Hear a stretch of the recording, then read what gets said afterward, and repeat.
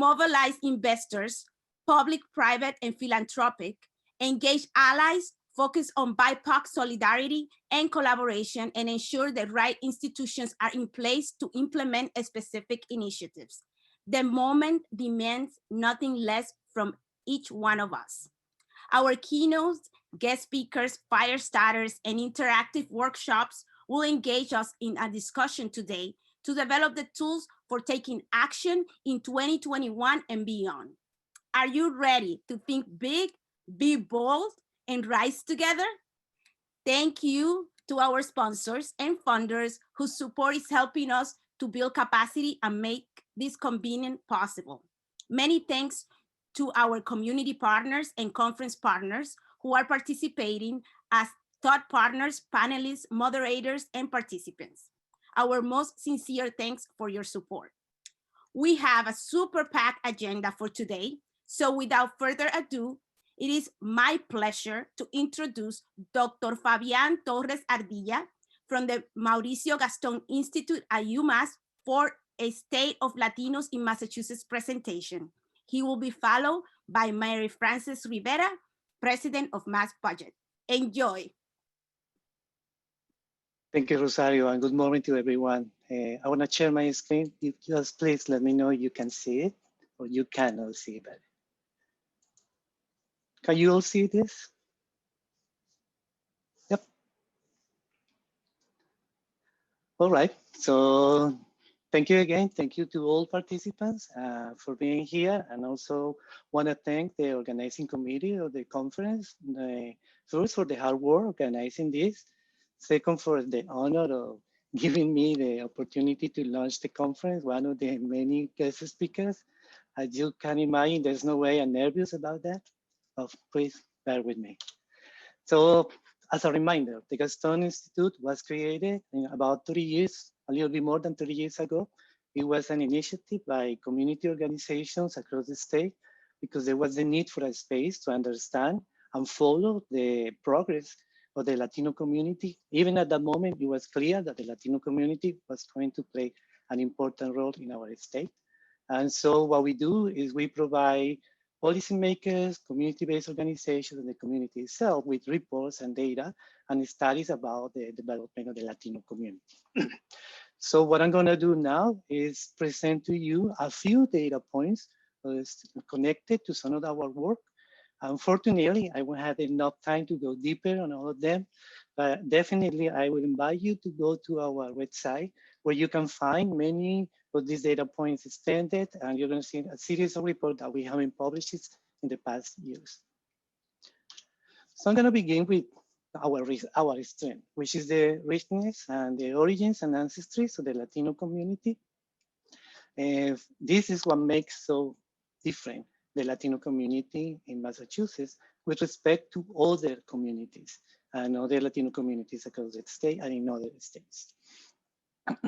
Just as an aside, on last year, we published a series of reports that focus and give specific descriptive studies for each one of these communities. So I invite you, the link is right there in the slides. Now, what we know, of course, is that we represent about 12% of the population in the state. We did some estimates at the Gastón, and we know that we estimate by 2035, we are going to represent about 15% of the whole population in the state, and we're going to overcome the 1 million Latinos in the state. So what these numbers don't tell us is that Latino residents are not evenly distributed across the state. To give you an example, about 75% of all Latinos reside in only 25 cities and towns. In those cities, on average, 1 every 4 residents is Latino, which gives us double the share of population, Latino population in the cities as in the state. And as a consequence, the other thing that you're going to see is that there are approximately 5 different Latino population clusters, and each Latino population cluster has a different historical, cultural, demographic characteristics. We have been publishing, and we are expecting to produce a series of reports and in the fall and in the summer and in the fall that are going to be focused in particular cities in these clusters. So I invite you to look at that. I think that I guess the point that I want to make with making this distinction across these different population clusters is that when we talk about Latinos and how to move forward, we need to make sure that we incorporate voices that are representative of all those regions, especially because most of us advocates are located in the greater Boston area. Now, with regard to COVID, we have been tracking vaccination across the state, focused essentially on our communities. As you know, the rate of fully vaccinated people is above 50%. However, the figure hides important racial and ethnic differences. For example, if you focus only on Latinos, fully vaccinated Latino rate is 30%, 34%, which is 20% below the 54% rate for white residents. In fact, if you just focus on those 25 cities that I just mentioned in the previous slides, the rate of fully vaccinated Latinos stands at 29%. And if you look at the rates of a different city, then the range varies from 19% in some cities to 70%.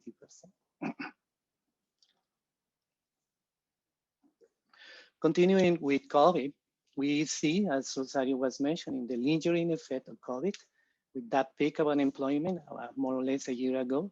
And you notice how we have been slow in recover to the levels of unemployment that we had at the beginning of 2020. As a point of comparison, Massachusetts rate in April for unemployment is about 6.5%, and for the US is about 5.8%. What this figure doesn't capture either are the regional differences that are important. 2 points to compare. Unemployment rate in the greater Boston area, Boston, Cambridge, is about 5.4%, but in the New Bedford area is about 7.4%. Again, showing how these regional distributions matter and need to be considered when we have a full picture about Latinos. Part of the reason, of course, is that Latinos are mostly employees in the area that were greatly affected by COVID-19.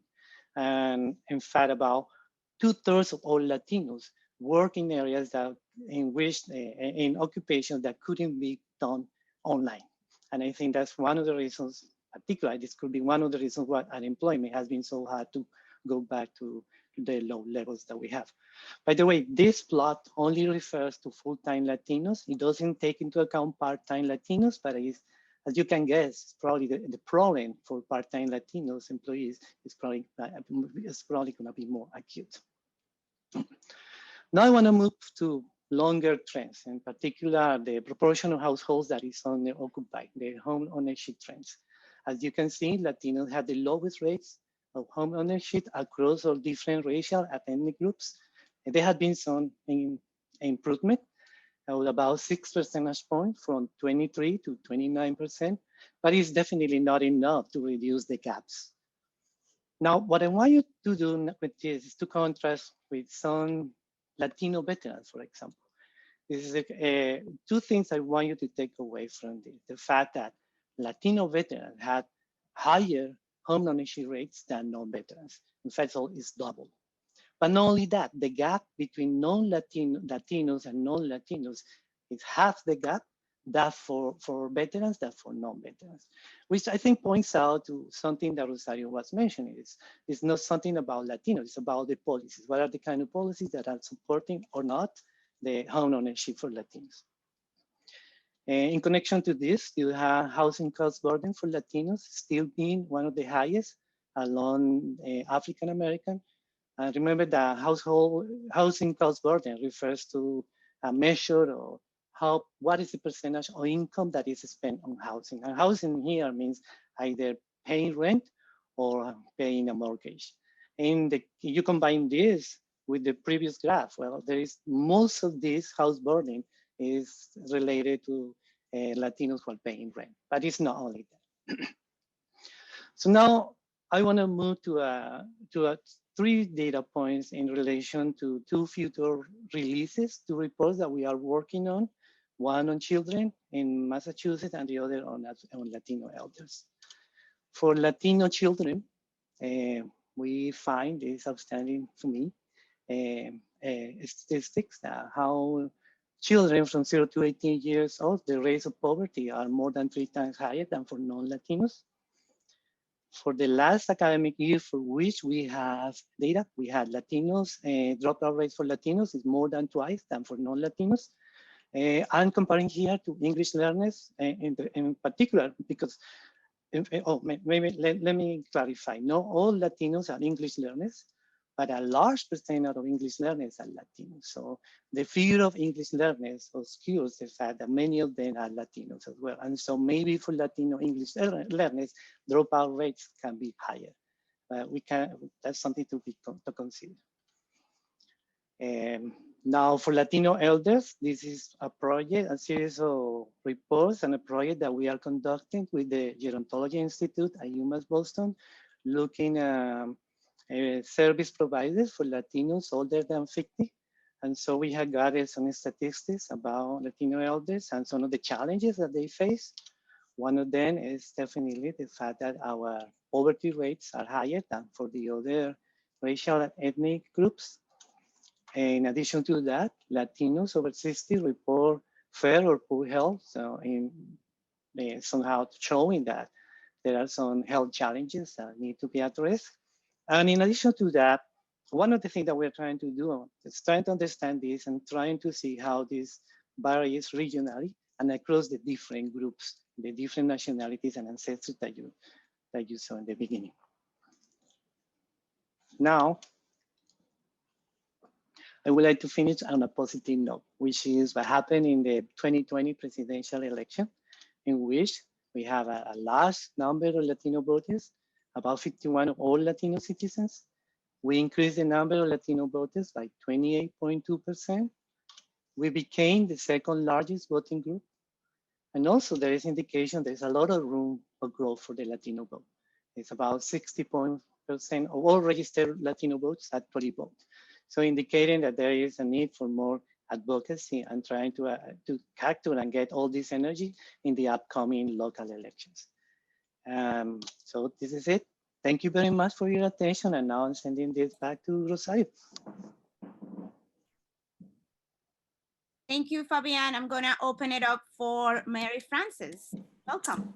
Thank you, thank you. Gracias, gracias a Rosario y a todos. I'm gonna share my screen. Can you all see? I'm gonna just assume, okay, thank you. Thank you all. I'm really excited to be here. Good morning. Thank you for starting out with La Música. It was really good. I'm Marie Frances Rivera. I'm the president of the Massachusetts Budget and Policy Center. Go by she, her, and ella. For those of you who don't know, Mass Budget is a think tank focused on advancing equitable policy solutions here in Massachusetts that create an inclusive and thriving Commonwealth. We've been around for about 3 decades at this point. And we focus on 3 major buckets of work in collaboration with a myriad of partners. The first thing is really looking at creating an anti-racist and just state budget. That the state budget is the biggest piece of legislation passed in the State House every year, $50 billion every year flowing into our communities. We want to make sure it gets distributed equitably. The second thing that we focus on is really looking at the injustices in our tax system and making the connection about tax justice being linked to racial justice. And the third bucket of our work is guaranteeing economic security for folks through public policy.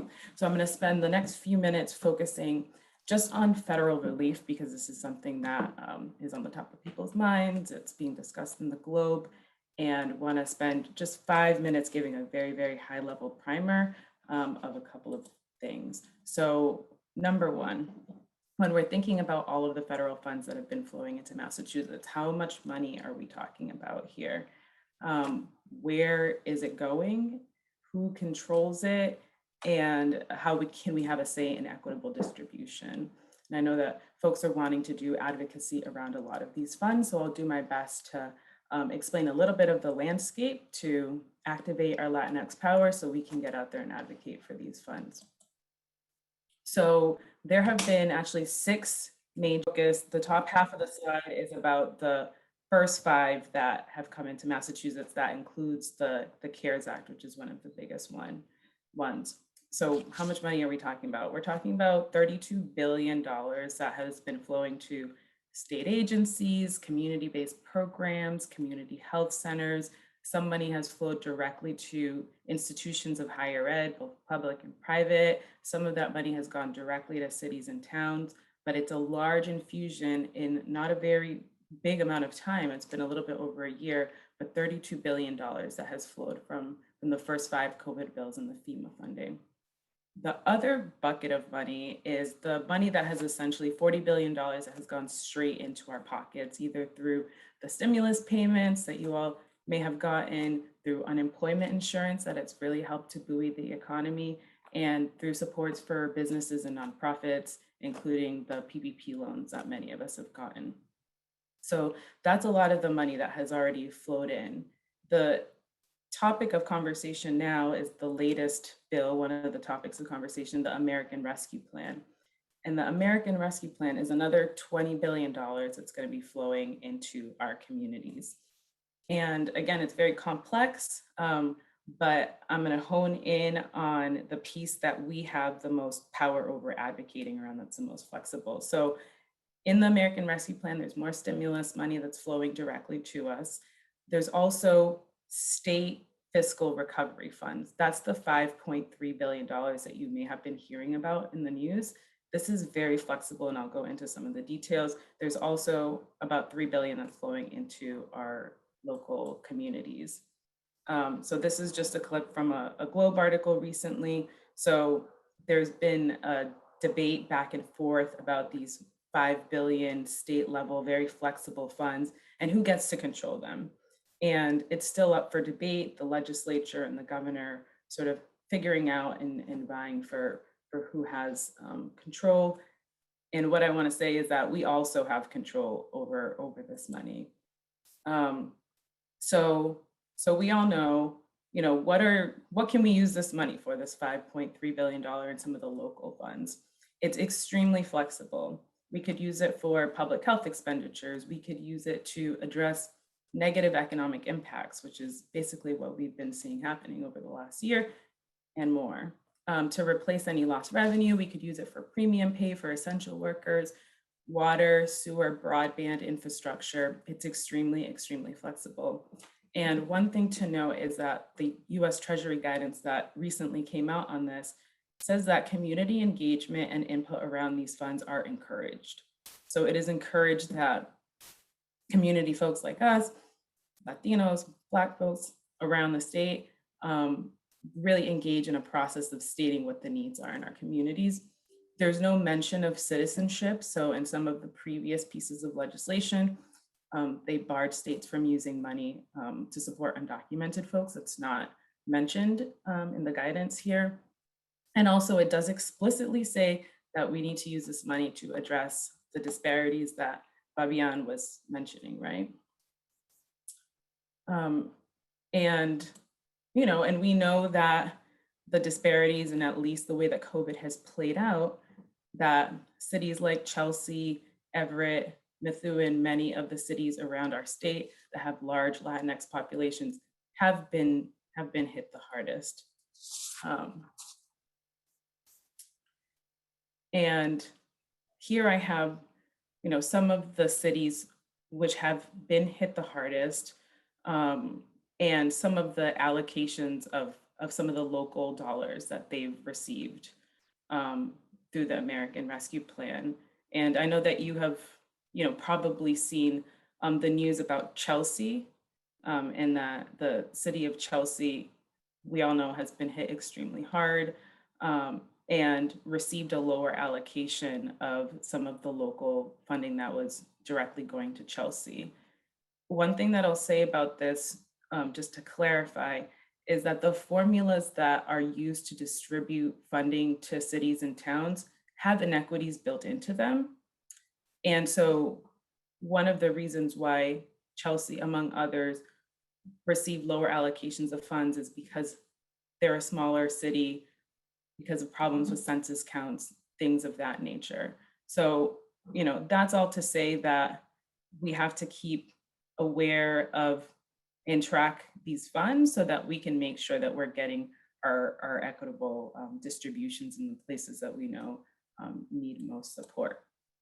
So I'm going to leave it here, and just a couple of tips to drop into our minds is, as we continue to figure out how we ensure equitable distributions of federal funds, is to understand some of these disparities, as I know many of us do, and amplify the needs of Black and Latinx communities. It's on us to be the stewards and to really amplify these messages. Hold local, state, and federal leaders accountable. And as I said, around these federal funds, community input is encouraged. So we should be out there talking to our legislators, talking to the governor about equitable distribution of funds. And I encourage you all to follow Mass Budget on Twitter, social media, sign up for our mailing list. We have many, many resources if you want to dig into the details of these equitable funds. We're planning on doing a webinar soon that goes into a greater level of detail and how you can continue to advocate. So thank you all very much. I appreciate it, and looking forward to the rest of the conference.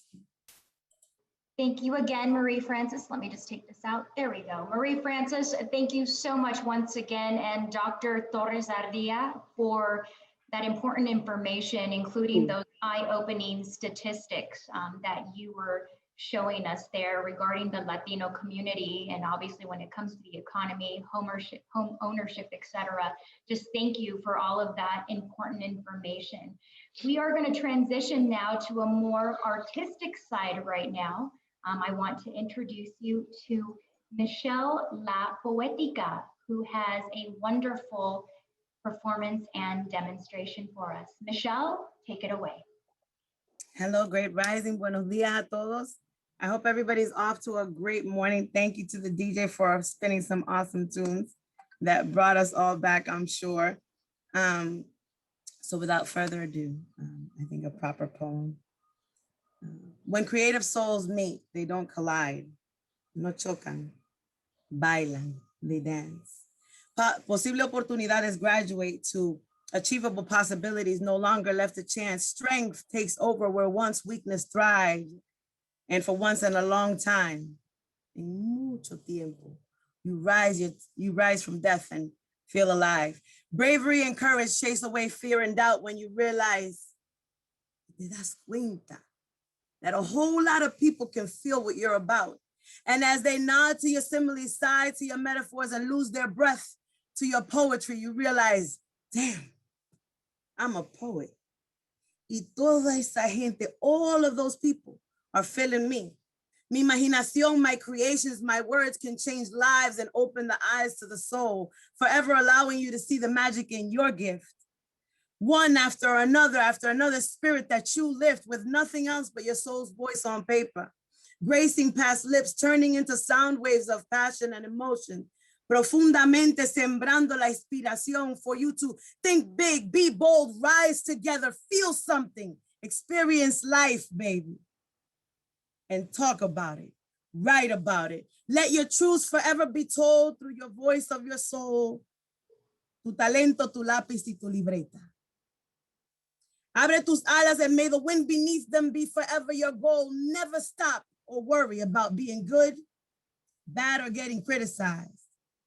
Because if I had to do it all over again, una vez más, I would be a poet, una tremenda poeta, because anything less would be uncivilized. Thank you so much for those inspiring words, Michelle. We really appreciate it. Thank you for uplifting us this morning at the 2021 Amplify Conference. We are now going to introduce our Massachusetts State Senator, Adam Gomez, right now, who has some very special words for us this morning too. Senator.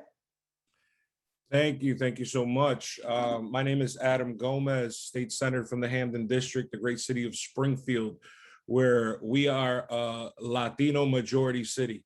A lot of great speakers ahead of us. I just want to thank Amplify X and their leaders and their organizers for putting this Amplify X together on behalf of the Massachusetts State Senate, and also the rest of our entire state delegation. Is a great honor. And I just want to leave you with a couple words of encouragement.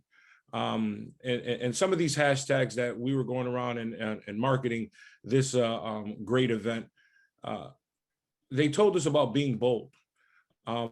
6 years ago, I ran an 80-day campaign to hold stakeholders accountable as an advocate when I was working with Neighbor to Neighbor. And 80 days later, I became the first of my generation to be elected to the Springfield City Council. And then 5 years later to the date, we ran a COVID campaign, a partisan campaign to hold our state senator accountable. And what inevitably happened after, importance of census, it took 10 years for a person of color to ever be elected in the Hampden County, which was myself on that time. So when we're talking about being bold and the naysayers, and when we're talking about thinking big, and we're talking about community, without community, there's an important word in community that when it comes to our people, and that's the word unity that's inside of community. And it's very important because regardless of education, regardless of economic development, if we're not building within our communities, in our streets, in our neighborhoods, building power, organizing our money, organizing our people, organizing these beautiful at community events, folks like myself, being the first Latinx person elected to the Massachusetts State Senate would have never happened. So I want you guys to feel emboldened, empowered, and encouraged that if you're thinking about running in your community, please pull those papers. Please really reach out inside of yourself and into the community. And if they don't know you, make sure that you're that shining star that they've been waiting for, and really reach for the stars, because this is how we amplify. And with that being said, thank you for the opportunity to speak into you guys. I remember as myself as just being a participant at an Amplify Latinx conference, and look at myself talking with you guys as your Latino leader, one of two on the Massachusetts State Senate. So I am so happy and honored to be here.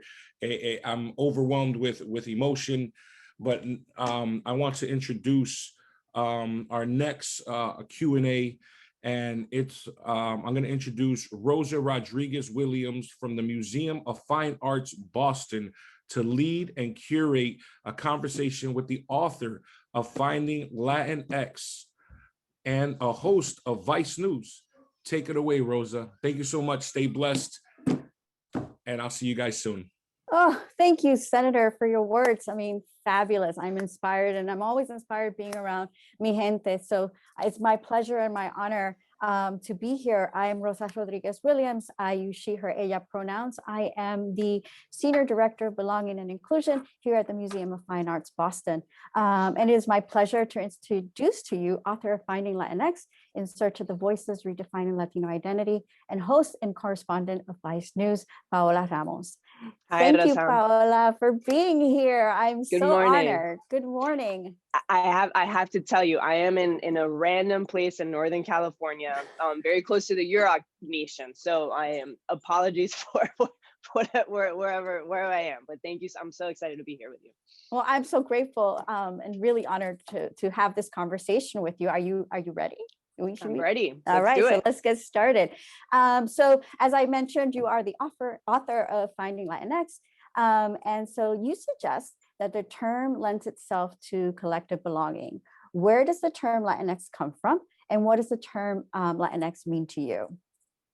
Yeah, I mean, so the term really starts to bubble up in the early 2000s, and it really starts among queer Latinx circles. Obviously, it was an intent to ensure that everyone, and particularly in that moment, that queer folks were included in the term. But the reason why I think this word became so controversial is that it started stemming beyond that. Suddenly more folks started to feel this connection to the word. To me, I simply say that it is nothing but an invitation to anyone that has ever felt left out of the Latino community, whether you are Afro Latinx, trans Latinx, queer Latinx, whether you are liberal or conservative, whether you live in the Midwest, in Florida, where I'm from, or in the border, and the term is supposed to at least find un techo, no, for the 60 million Latinos among us. And so the beauty of the word is that it's so controversial, right? The beauty of the word is that so many people reject the word. And that's why I love the word, because it finally forces us to have this conversation. And wherever that rejection comes from, whether it's because of language, whether it's because of biases, there's something about the word that ticks some people off when they see themselves among someone that's Black, among someone that's trans. And that, I think, is the beauty that it's forcing us to have this conversation. Yes, 100%. You know, there are those who believe in its power of the X in terms of inclusion, and it maps out the intersection of everything, right? As you mentioned, Black, white, straight, gay, Anglo, Latino, Eastern, Western, and beyond. When we think about the LGBTQIA plus community, shout out, it's Pride Month, and so, you know, it's placed within the collective X and collective belonging. What have you learned from explaining gender nonconformity to Latinx individuals, especially when explaining the importance of using accurate gender neutral pronouns in Spanish? Of course, I mean, that's, of course, our language is gendered. So much of the beginning of my work, especially in Spanish language TV, you know, the first times I went on Telemundo, the first times I went on Univision, what it meant to be a Latina didn't necessarily reflect the image that they had of me in esa pantalla, no, on that screen. The way that I explain, and particularly to the older folks, so when I'm talking to my grandfather, it's, look, here's a future. 1 out of 4 Gen Zers is Latino, 1 out of 4. Among Gen Zers, the latest studies show you that more than 50% believe that traditional gender roles are outdated, right? So the future is headed that way. And then if you start digging into the studies, they also show you that among all millennials, Latinos are the most likely to identify as queer, the most likely, more so than Black folks, more so than white folks, more so than any other demographic. It is Latinos who identify more with that term. And so to me, I see it as freedom of expression, whether we see it or not, is one of the reasons why our folks migrated to this country. You know, when I try and explain the word Latinx, when I try and explain where we're headed, I say there's someone in our family, no, someone, that's the only thing we really have in common. There's someone in all of our families that came to this country so that their kids could at least have a little bit more freedom to lean into their rights, to lean into their identities, to lean into their voices, just to lean in. And that's what's happening. And so that's the way that I like to frame the conversation. Yeah. And I think it's super important to bring these, you know, especially to the older generations, to bring these issues up, because, you know, these are families and these are our families. And so, you know, one final question, they didn't give us a lot of time, but I did want to touch on sort of a call to action, right? We are in this amazing conference, hopefully in person next year. And so as we think about, you know, collective belonging and the power it holds when manifested within community, do you think the word Latinx is part of the vocabulary of resistance and connected to policy, uniting voices, and a power for a collective agenda? And how do we affect change, especially when it comes to policy? Yeah, I mean, when you ask that, my mind goes exactly a year ago during the George Floyd protests. And I remember in that moment that seeing young Latinos on the streets that had the postcards that read, tu lucha es mi lucha, no, my fight is your fight. And I feel like that to me is sort of the heart of Latinx, no? That it forces you to understand why we're all connected, right? It forces you to understand how you perpetuate racism, no? It forces you to understand how you are part of this fight and how you're also preventing this fight from continue. And so in that sense, I do think that it is the future. I do think that at least it forces us to understand that we're all, that not just that we're all in it together, but what that means, no? And so yeah, so I'm just extremely grateful to be here with you all, and thank you so much for having me, truly. Oh, I could literally talk to you for another like 30, 40 minutes. No, I wish I could. I wish. I think my team is like, where are you going? Yeah, they'll probably like hook us out. So thank you, Paola, for your time and thoughtful answers. You have given us so much to think about and have inspired us all towards change and action as we think about, the collective belonging. I love that term, collective belonging, and I hope we take that with us today. And now it's my honor to sort of pivot us, introduce Chancellor Marcelo Suarez Orozco, who is the first Latino to lead any campus in the Massachusetts public university system. I'm truly inspired. Thank you for having me. Thank you, Paola. Welcome, Chancellor. Thank you. Thank you so much. Good morning. Buenos dias. I first want to thank Amplify Latinx. I want to thank the Gastón Institute at UMass Boston. And I want to thank the Center for Women in Politics, also at UMass Boston. In these brief remarks, I was asked to collect my thoughts on the opportunities and challenges in higher education to better serve our Latinx communities and more broadly, our communities of color in the era of the twin pandemics. In this brief presentation, I will first briefly collect my thoughts on racialized inequality in education. Second, I will briefly review how the wicked COVID-19 pandemic is challenging higher education systems in our state. Third, I will examine the implications for education of the demographic transformation unfolding in the Commonwealth and throughout our country, with a focus on our dreamers and undocumented students.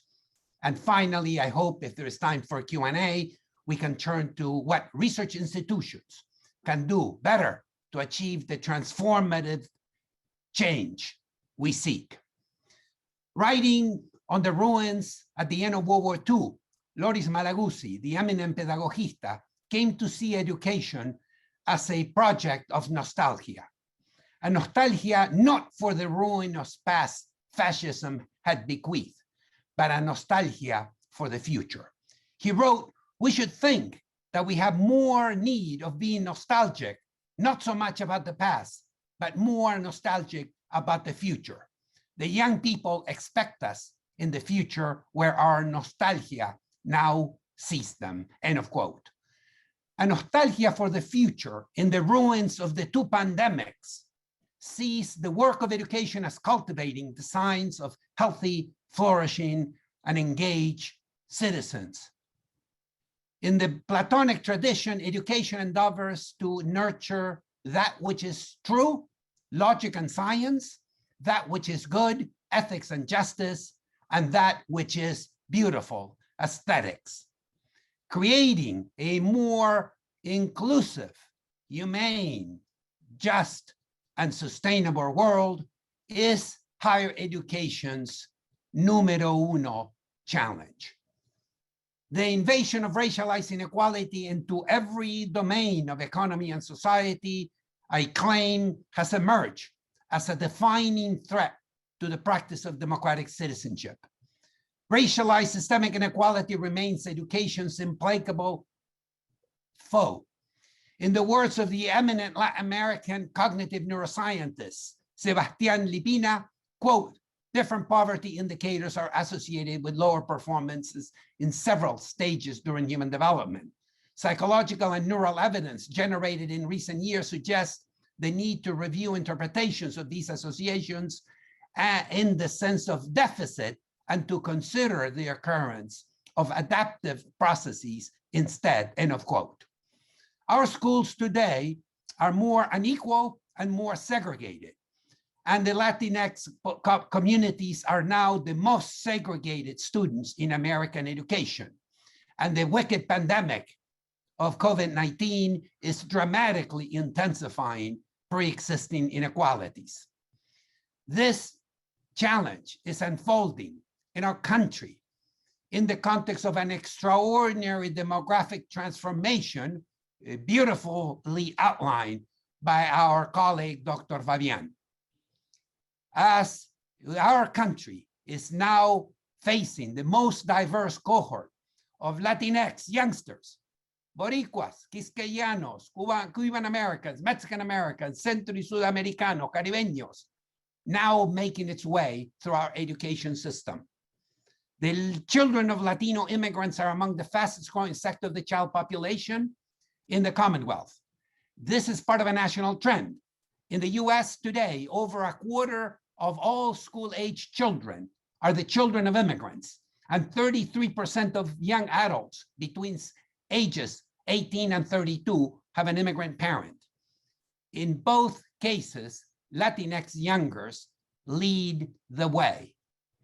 The global COVID-19 pandemic laid bare for the world to see the deepening inequalities in opportunities to learn that flow from race, ethnicity, immigration background, poverty, and the world over. In the largest school districts in our country, students from our most disadvantaged Latinx communities have become our own desaparecidos. As their peers migrated to remote learning, thousands of students, our students, are nowhere to be seen. Every aspect of education and college life, from physical and mental health to institutional finances and student debt, to instruction and student engagement, has been deeply challenged by the pandemic. Latinx students have been disproportionately impacted, as evidenced by a steep drop in enrollments in Massachusetts community colleges among both our Latinx and our African-American brothers and sisters. COVID has traveling implications for the successful inroads we have made in diversifying our student population. Even before the pandemic created new barriers, enrollment was becoming an existential issue for colleges and universities, which are experiencing alarming declines in new applications, due in part to decades-long drop in birth dates. Children and youth, especially of Asian American, Pacific Islander, and Latinx origin, however, are counteracting this trend. They are the fastest growing sector of the youth and emerging adult population and are projected to more than double in number between 2015 and 2035.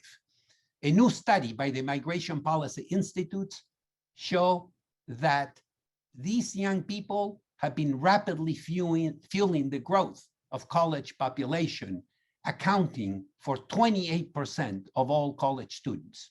In Massachusetts today, 34% of college students are of immigrant origin, either first or second generation. This is part of a demographic wave fundamentally transforming the Commonwealth. Again, here I refer you, colleagues, to the transformational work of the Professor Fabian y la Profesora Lorna, both at UMass Boston. More than 90% of Massachusetts' net population growth over the last generation has come from our immigrant origin populations, with China, Brazil, and the Dominican Republic taking the lead. More than 2/3 of all Asian American Pacific Islanders in the Boston area are now of immigrant origin and currently comprise the largest immigrant origin population in our area. The Black immigrant origin population has nearly doubled since 1990, with growing numbers of new immigrants from throughout the Caribbean, as well as several countries in Africa. As Boston's only public research university and New England's most diverse campus, and the third most diverse campus in the United States, the University of Massachusetts derives its vibrancy in large part from our extraordinary diverse student population. Over the last generation, the mosaic that makes up our student population has become more colorful, and we are much better because of it. At UMass Boston, our students hail from every continent on Earth. Over 50% of our students speak a language other than English at home. As a society coming to terms with the racial reckoning, it is important to recognize that the majority of our students of color and immigrant origin students have been the subjects to the enormous undertow of systemic racism, which affects student access, success, and completion in higher education. Rising tides of xenophobia and hate crimes continue to create obstacles and lost potential. The skyrocketing of hate crimes against our Asian American Pacific Islander brothers and sisters continues to threaten the lives, health, and mental health of millions of hyphenated Asian Americans. The good news is that immigrant origin students are doing their part to integrate and to make our American society better. They are learning English and using education to make a muscular connection with the labor market. They demonstrate high levels of social responsibility and now often take work in the helping professions. Indeed, many are at the forefront of the battle against the wicked COVID-19 pandemic. Our research in the Commonwealth and the most comprehensive national study show that when given the opportunity, our students of color will improve educational levels, occupational diversity, and revitalize our communities. If we are to fully realize the potential of all our citizens for themselves, for the Commonwealth, we have much to do. 3 items. First, we must redouble our efforts to recognize the advantages that flow from speaking more than one language and provide better support for English learners who must receive 4 to 7 years of high quality instruction to reach parity with their monolingual peers.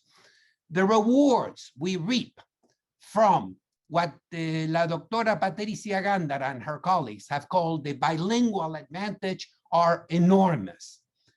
And cognitive neuroscience has dramatically transformed our understanding of the metacognitive advantages that flow from multilingualism.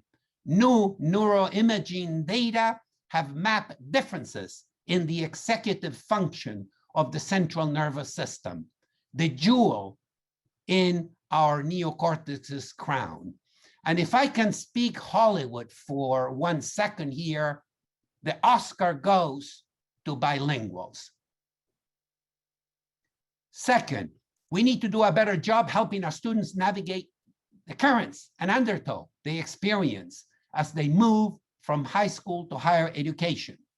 The need to engineer better pathways to college is fundamental. This requires a mindset that all our students can and should be successful, as well as providing college access, information, and supports early and consistently to students and their families. Third, the Commonwealth should step up and provide fair financial access to our dreamers and undocumented students. Approximately 20 states, including some red and purple states, have passed legislation providing financial supports to undocumented students who meet specific criteria, allowing them to pay in-state tuition at public colleges and universities. Earlier this week, in testimony before the Joint Committee on Higher Education, I stated emphatically my support for House and Senate acts to ensure tuition equity for all Massachusetts residents who have attended high school in the Commonwealth. Undocumented students, the majority of them of Latinx origin, should qualify for in-state tuition and be eligible on the same terms as other persons for state-funded financial assistance. Let me provide a bit of perspective. Nationwide, an estimated 1 in 50 undergraduates today are undocumented. In 2020, Massachusetts had approximately 5,500 DACA residents, according to the Migration Policy Institute. But it is estimated that approximately three times more residents, perhaps over 15,000, are DACA eligible. Across the country, 20 states have put in place provisions for allowing in-state tuition rates for undocumented students. Further, 7 of these states allow undocumented students to receive in-state financial aid. To date, the Commonwealth of Massachusetts has no such provisions for our undocumented students. Indeed, they are charged international tuition rates at nearly triple the cost of their peers who have attended high school or community colleges in our state. This imposes a tremendous undertow to students who are already often in disadvantage by a number of structural features. They're often, though not always, first generation to college. They usually come from low-income families and hold multiple jobs and family responsibilities. They're not eligible for any kind of federal financial aid, and there are very limited scholarship opportunities available to our students.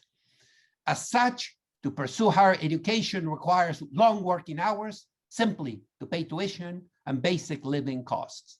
Juggling is a way of life and hardly provides an equitable pathway to academic success.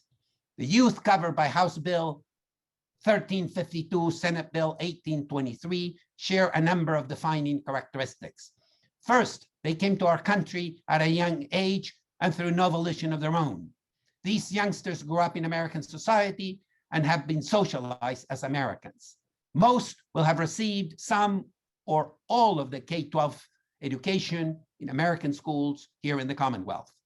Although their families and their K-12 schooling often provides unauthorized children with relative protections moving into adulthood, and the public sphere is shocking as these youth must learn to live in the shadow of unauthorized status.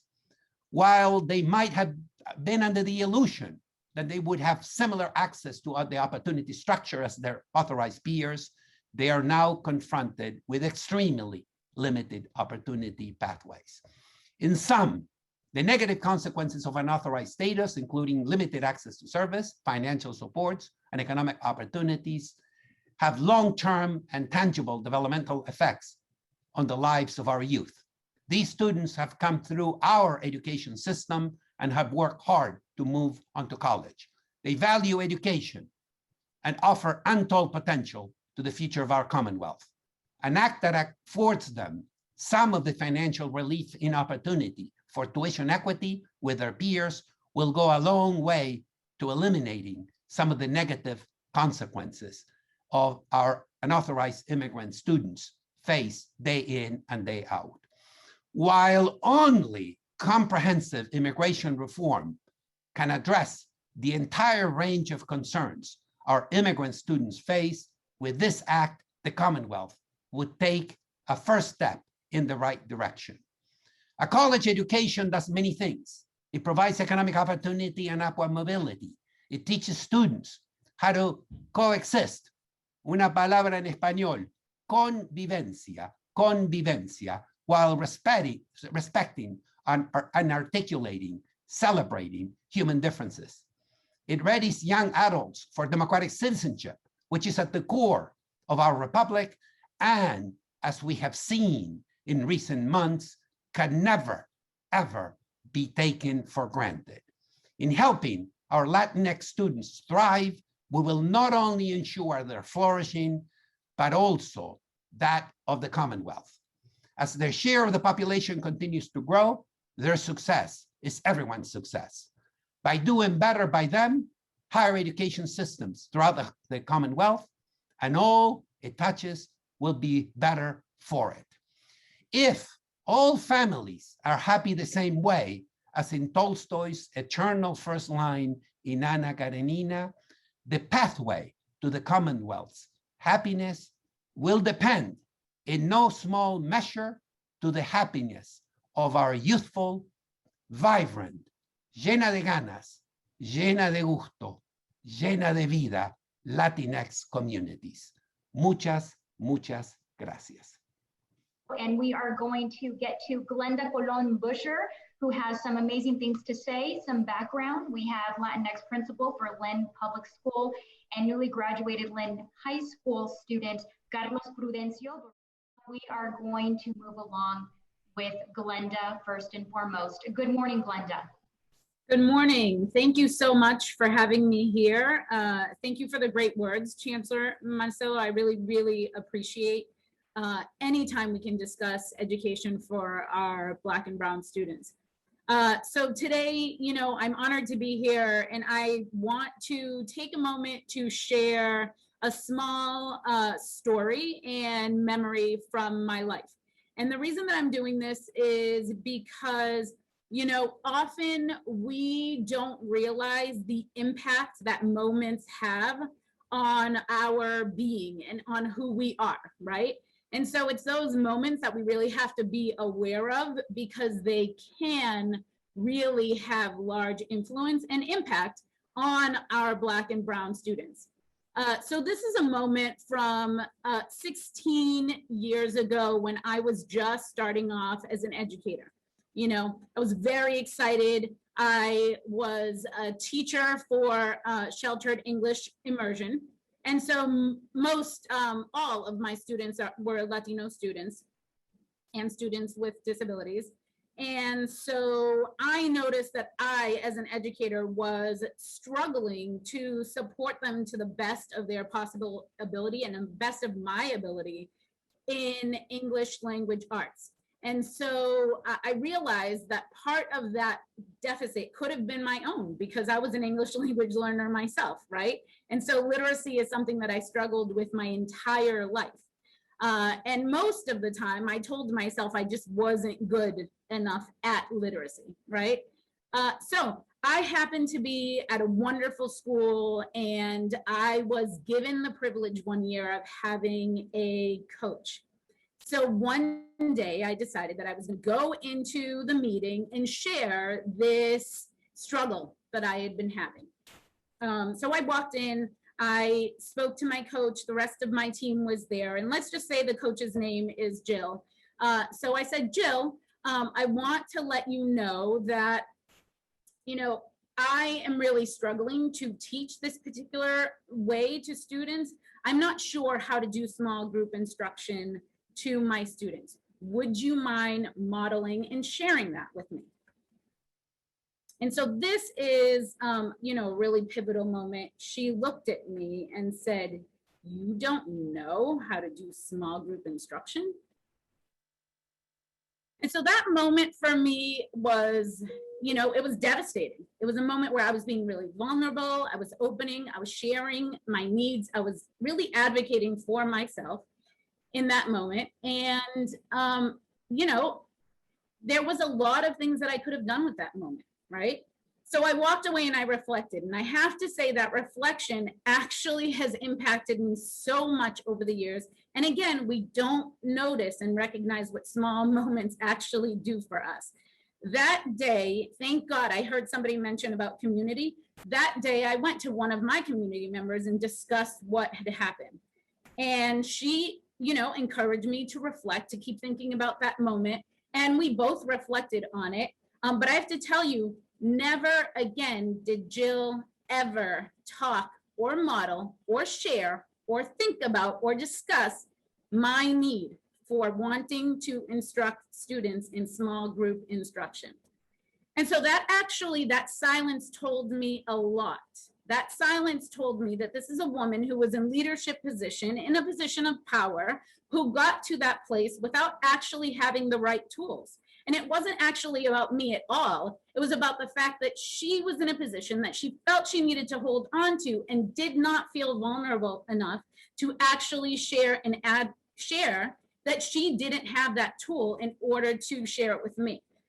So what I actually did moving forward in my career is I continued to use my voice. I continued to be vulnerable. I continued to advocate for myself.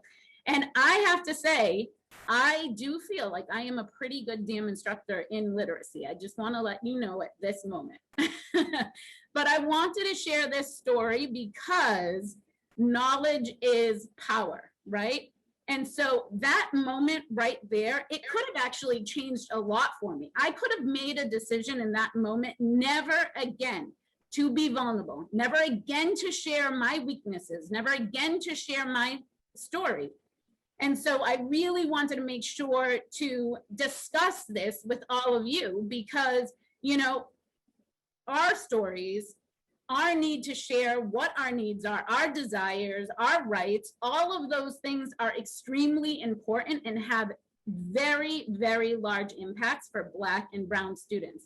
And had I not done that, I would absolutely not be in the position that I am in today.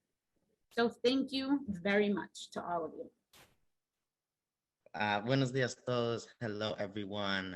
I am Carlos Prudencio. I am not a senior anymore. I graduated. I will be attending American University in the fall. And today, I would love to share with all of you, mi gente, the story of the BLM, so the Black Lives Matter mural that myself and Damiani Garrido, who I think is on this call, I saw, who we started this group last year in June of 2020 called One Thing, One Love. And myself and Damiani have co-founded that group. And it's, it's a make of for-profits, nonprofits in Lynn. But, last year there were Black Lives Matter murals flourishing throughout the country. So the question came up here in Lynn, why not in Lynn? So Damiani and I, decided to be the face of, getting people together and making that happen. Long story short, we faced a lot of, established racism. There was a lot going on. There were hurdles and obstacles put in our way countless times. But this year in April, we got a unanimous vote by the city council here in Lynn to get that mural done. So in July of this year, there will be a Black Lives Matter mural here in Lynn. So I usually talk about the obstacles and, what we had to face, but today I wanted to focus on the positivity. So what we decided, what we saw and what happened is that we have created this unity in Lynn, unidad, that is really special. And I think that we have created also an awareness of the separation between the phrase Black Lives Matter and the organization or other participating organizations. We have made that distinction. Aquí en Lynn, ahora, now, we've come to a consensus that the phrase Black Lives Matter is what's important to us, and that's what Lynn stands for. And I'm extremely proud of that, and I'm extremely proud of the One Thing, One Loves group. But constantly I'm asked, why am I doing the mural? Why is it, why am I part of it? Porque no soy negro. I'm not Black. I don't. But, nuestros raíces, our blood, our skin, our ties with, our Black community is very strong, and with our Black heritage is really strong. And that's why I do it. And this hair did not come from, it came from, the Black roots that we have. So we are a big family, and that's why I do it. And again, the positivity that came out of that project was the unity that came together. And that's all I gotta say. That's my piece. Gracias a todos. Muchísimas gracias. Hi, everyone. Thank you so much, Carlos, for sharing that wonderful story, and congratulations to you and your team and your comrades and your community. Good morning, Amplifiers. Welcome to our health equity session, and thank you so much for being here. My name is Evelyn Barahona. I will be serving as your moderator for today, and I'm a proud founding board member of Amplify Latinx. And during the day and sometimes at night, I work at the Boston Foundation, where I was recently promoted as the first and definitely not the last director for the Latino Equity Fund, which is a justice and equity philanthropic initiative and the only philanthropic fund dedicated to the well-being and economic prosperity of the Latinx, Latino, Hispanic community in the state. My specific role related to this topic is that as a member of the community and being part of the Latino Equity Fund mission, along with our advisory committee, we saw in real time, like many of you, how COVID began decimating loved ones in our community, both from a health perspective, job impact, economically, mentally, and emotionally. Not only did we pivot from our framework, we made a decision to prioritize health equity because of the stark realities. That meant the impact with workforce, economics, education, not only now, but also for years to come. As a result, we doubled down on elevating community outreach in partnership with great folks that you know, El Mundo, ASG, partnering with philanthropic partners to invest in mass mobile efforts with DPV transportation, gateway cities to accelerate vaccination rates among our Black, Latino, and immigrant community. And so today, You're going to meet some incredible leaders that are doing amazing things in the space of health equity on the ground and elevating diverse leaders while doing so. And they will present and discuss their work and how that connects with the opportunities that we need to thrive moving forward. So let's get started. And let me start by introducing each panelist. Then I will follow up with each of them with a specific question so we can learn more of their work more intimately. So starting with Dr. Sebastián Hamilton. Yes, I just made it Spanish. He is the Associate Chief Pharmacy Officer at the Boston Medical Center. Something that you will not know by looking at him is that he has a massive legal collection. So that's his fun fact. We also have Melanie Alba. She's the campaign manager at Got Vax. And something that she shared as a fun fact about her is that her and her family has done a road trip to all 48 continental states. And then finally, we have Dr. Elisa Choi. She is a Massachusetts Governor of American College of Physicians, and she will eventually share her fun fact during her intro. So we'll start with Melanie. How would you describe the role of Got Vax in a headline format so that the audience can understand your work in direct connection to the community vaccinations that you've been doing and how critical it is to ensuring that our vulnerable communities are being accessing vaccinations? Yes, thank you so much for having me here. And I think on our end, we're boosting vaccination rates the same way we do voter turnout. So we're knocking on doors, we're in the community, talking to trusted community leaders and having them guide where we are and what we're doing. So we're at folks' church, community rooms with the vaccines. We're talking in folks' languages, answering their questions.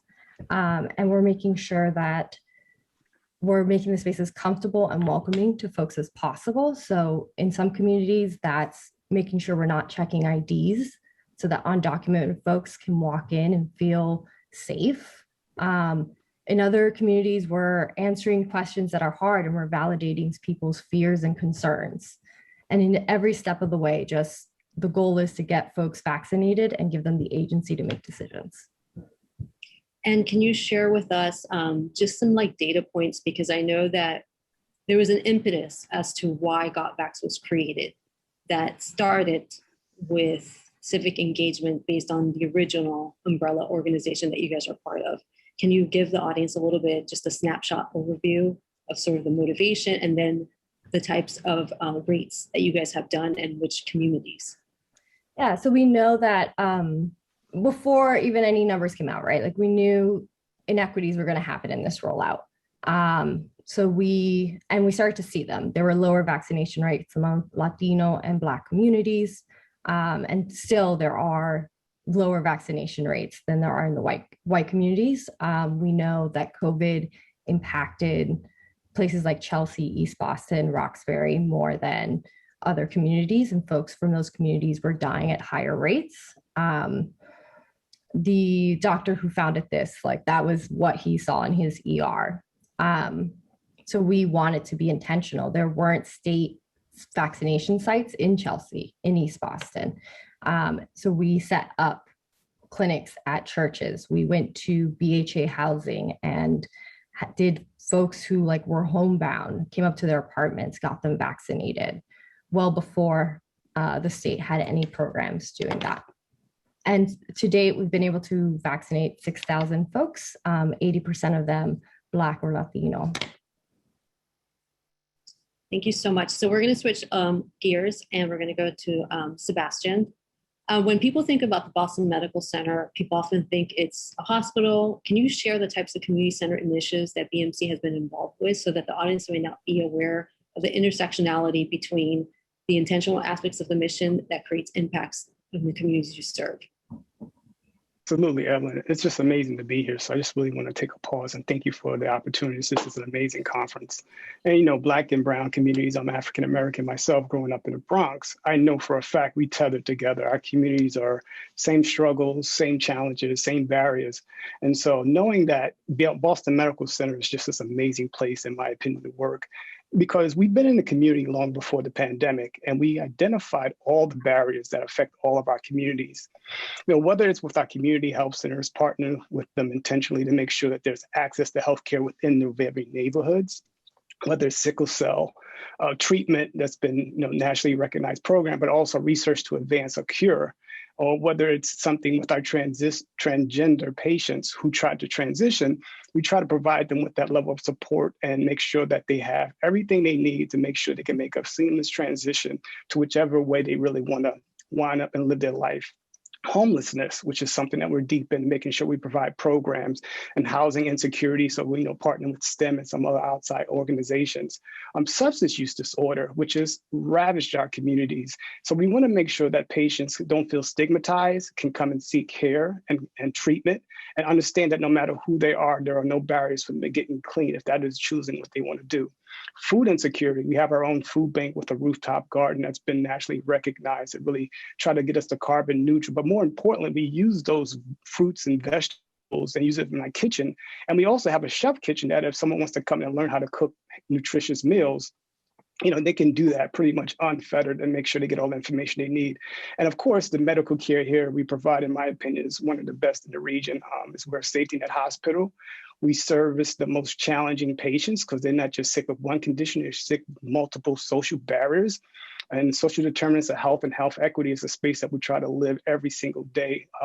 Dr. Thea James, our VP of Mission, and also who is Associate Chief Medical Officer and also is an ED physician, she makes sure that we're all accountable to this mission and we drive toward together in a collaborative method so that we make sure we provide access, care, and equal care to everybody, regardless of financial, immigration, or racial ethnic status. And that's really incredible. And I don't think people realize the comprehension of when you guys talk about community impact, that you guys have a very integrated approach that I would imagine that when COVID hit, you guys were in a better position to respond to the needs of your community. Can you just sort of highlight maybe very quickly how, the work that you did prior to the pandemic, how that sort of translated when it came to accessing vaccines? Was it easier, harder, or did you find that you had already done the work? Can you provide just a little bit more context around that? Of course. It was kind of both, right? Everyone knows getting a vaccine push the way we had to do as a collective community was going to be huge. Everyone knew that. But I was very proud to know that we were already in the communities, had the connections with the leaders from whether it's the religious communities, the Latinx communities, African-American communities, Cape Verdean communities, et cetera, et cetera, et cetera. They already had that trust with us. They know that they are not going to be judged for who they are. They're going to be treated with respect and dignity and make sure they get access to care that anyone else has. And we do that not only here on campus, again, but through our community health center partnerships. We were very intentional working at the government level to advocate to make sure that when the vaccines arrive, and hopefully everyone saw this, we were very excited to be the first in the state to receive the Pfizer vaccine. It was a big push, 4 a.m. Everyone was running around. We did a nice promotion and people were dancing out on Albany Street. But that was huge to set the tone that, our patients matter and everyone matters, especially people of color in this pandemic, because we were the most impacted by it as we've never been. Thank you. Froze just for a second. All right. I think he just froze for a little bit, so I'm going to turn it over to Elisa and hopefully we'll reconnect him. Dr. Cho, you're a relentless advocate for having a very for diverse representation among the medical profession, especially among doctors and nurses. Can you provide a little bit more background on the American College of Physicians and who they represent and the significance of you being the governor-elect and how that translates in the importance of having representation in the medical field, especially during the pandemic? Thank you so much, Evelyn. And I also want to express personal gratitude for the invitation. It was really wonderful to connect with you recently, and I'm so glad to continue that connection in this conference, and really honored to be on this panel with Melanie Alba and Sebastian Hamilton. And I want to express my deep admiration for the work both of you are doing within your institutions and outside of it. And particularly, I am grateful for the invitation for this event because I am a member of the Pan-Asian community, as may be obvious, and often our community is left out of conversations in communities of color and health equity and health disparities. And so to be included feels really wonderful. And I think the intersectional connections that we have and the opportunities to collaborate are really what we need to get over some of the disparities that we all face. With respect to your specific question, Evelyn, I loved what you said when you introduced yourself. You may be the first, but you definitely don't plan to be the last as your own trailblazing path. And my current role is I'm the governor of the Massachusetts chapter of an organization called the American College of Physicians, or abbreviated ACP. And I will say at the outset, I am in a titled role with that organization, although I'm here speaking on my own behalf, although I will draw a lot from their policies and positions, which align very much with the themes of this particular conference. So what may be particularly relevant is I am the only and first woman of Asian descent to be in this governor position.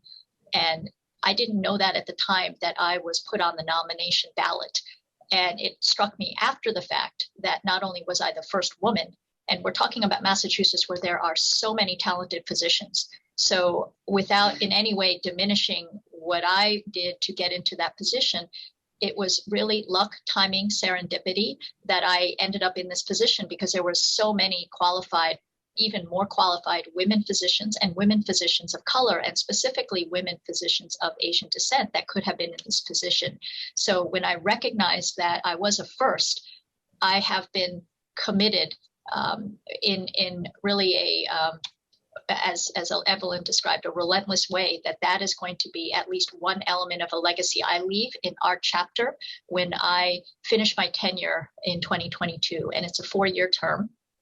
So the American College of Physicians is an international physician specialty society representing approximately 160,000, give or take 1,000 or 2, physicians who are internal medicine specialists and subspecialists. So we focus on the care of adult patients in a comprehensive, longitudinal fashion, and many primary care physicians specifically are internal medicine specialists. And we, being the largest physician medical society, have a very powerful voice for advocacy. And as a chapter of that larger international organization, there's any number of advocacy efforts that we can make and that I can make on behalf of our chapter and our membership. So having the seat at the table, proverbially, to be here to have these kind of conversations and to advocate not just for all communities of color, but specifically our Pan-Asian community, is a privilege that I don't take lightly, and I definitely don't take for granted. And with respect to the conversations, the really dynamic conversations that have been ongoing already at this particular event, I wanted to share a little bit about our Pan-Asian community and why there is so much overlap and so much more in common with many of the other communities of color, the Latinx community, the Black and African American community. Our community often is viewed in this, my own personal opinion, this erroneous trope of us being a model minority. We are more highly educated, or so the model minority myth goes. We are more financially successful, or so the myth goes, and we aren't necessarily in need of many services, or so the myth goes. But the reality is that we have a substantial proportion of our population who may also be undocumented. We have the greatest proportion of any racial or ethnic group of foreign-born, limited English proficiency individuals. And we also have, within any racial or ethnic group, the biggest significant diversion and variation in income disparity and also in educational attainment. So while certain smaller subgroups of our Pan-Asian community may have a very high level of education attainment, we also have some other smaller subgroups within the larger Pan-Asian or Asian American group having some of the lowest educational attainments, particularly among our Southeast Asians. And similar types of disparities, even within our own racial ethnic category, exists along the lines of financial success. So we are not the model minority myth. We are a very heterogeneous, very diverse, large community that has no particular language in common, more than 24 different languages and dialects, and over 50 different nationalities and smaller ethnic groups. So in a way, the term of thinking of us as Asian American has been politically advantageous, particularly when the civil rights movement was starting, which is when the term Asian American was coined, because we had smaller numbers. And so to be more broad-based in our advocacy served to our advantage. But the flip side is, and particularly as it relates to data and needing accurate, specific data, or what some will term disaggregated data, we really need to recognize that huge heterogeneity within our larger community, because what might be going well for, say, affluent South Asian or East Asian community members of the larger Asian American community may not at all apply to our Southeast Asian community members. And that difference, that diversity absolutely needs to be recognized. Similarly, I alluded to just a few minutes ago about the limited English proficiency of a significant number of our community members. I think that ties in very closely with many in the Latinx community, where the language access becomes such a big barrier to health disparities. And in terms of the, sometimes what gets played up is the Asian community in contrast to the Black or African American community and the Latinx community. I will say, for me personally, I extremely oppose that dialogue of narrative. We have so much more in common, and in fact, Asian American civil rights leaders worked in tandem, side by side, hand in hand with Black and African American civil rights leaders and Latinx civil rights leaders in the 60s and the 70s. And that doesn't get discussed, because not only are we falsely termed the model minority, but we also are fairly invisible. Our history as Americans is really not present in history books. And we're also often labeled with what I would call the forever foreigner trope. It doesn't matter how long I've been in this country. I still, to this day, and even as a professional, as well as in my personal life, will be asked, where are you from? And when I say Massachusetts, I get a blank stare. And then I often get the follow-up question, no, where are you really from? And I say that somewhat facetiously, and there's any number of funny YouTube videos that play upon that trope, but it is a real dilemma. And I think the other problem with that is we often then don't get thought of as really part of the American community. Our limited English proficiency community members are gravely disadvantaged with all sorts of health access issues. And speaking specifically about what ACP does, I'm really proud to be part of ACP, because ACP has, as part of its core missions, values, and also in position statements, has committed to be an anti-racist organization. It's explicit in black and white. That is our commitment as a physician medical society. It also has committed to viewing racism as a public health problem, and has put out position statements, and also has committed to addressing social determinants of health as intricately woven into the health equity discussion and as a root cause of so many health disparities. And race is a social construct, as I personally view it, not biological destiny. And I think that's also very important. And then with respect to COVID-19, it's been alluded to earlier in the conference, but while so many of us in communities of color have been affected by COVID-19 disproportionately with health outcomes, I did want to spotlight and amplify the particular anti-Asian racism that has skyrocketed in the wake of the former political administration's use of very inflammatory language, such as calling the virus that causes COVID-19 the China flu, or Kung flu, or China virus, or any other very derogatory terms. And that may not be the cause of anti-Asian racism, but it most certainly didn't help. And I would argue actually gave validation for members of our community who had those feelings to then be very vocal and emboldened to act upon them and verbalize them. So our community has suffered deeply because of that. There is an online data collection source called Stop AAPI Hate, and they've been collecting self-reported anti-Asian racist incidents. They released a report that was an update most recently a few weeks ago, and there are upwards of 6,600 incidents of anti-Asian racist episodes. And that's a significant underestimation.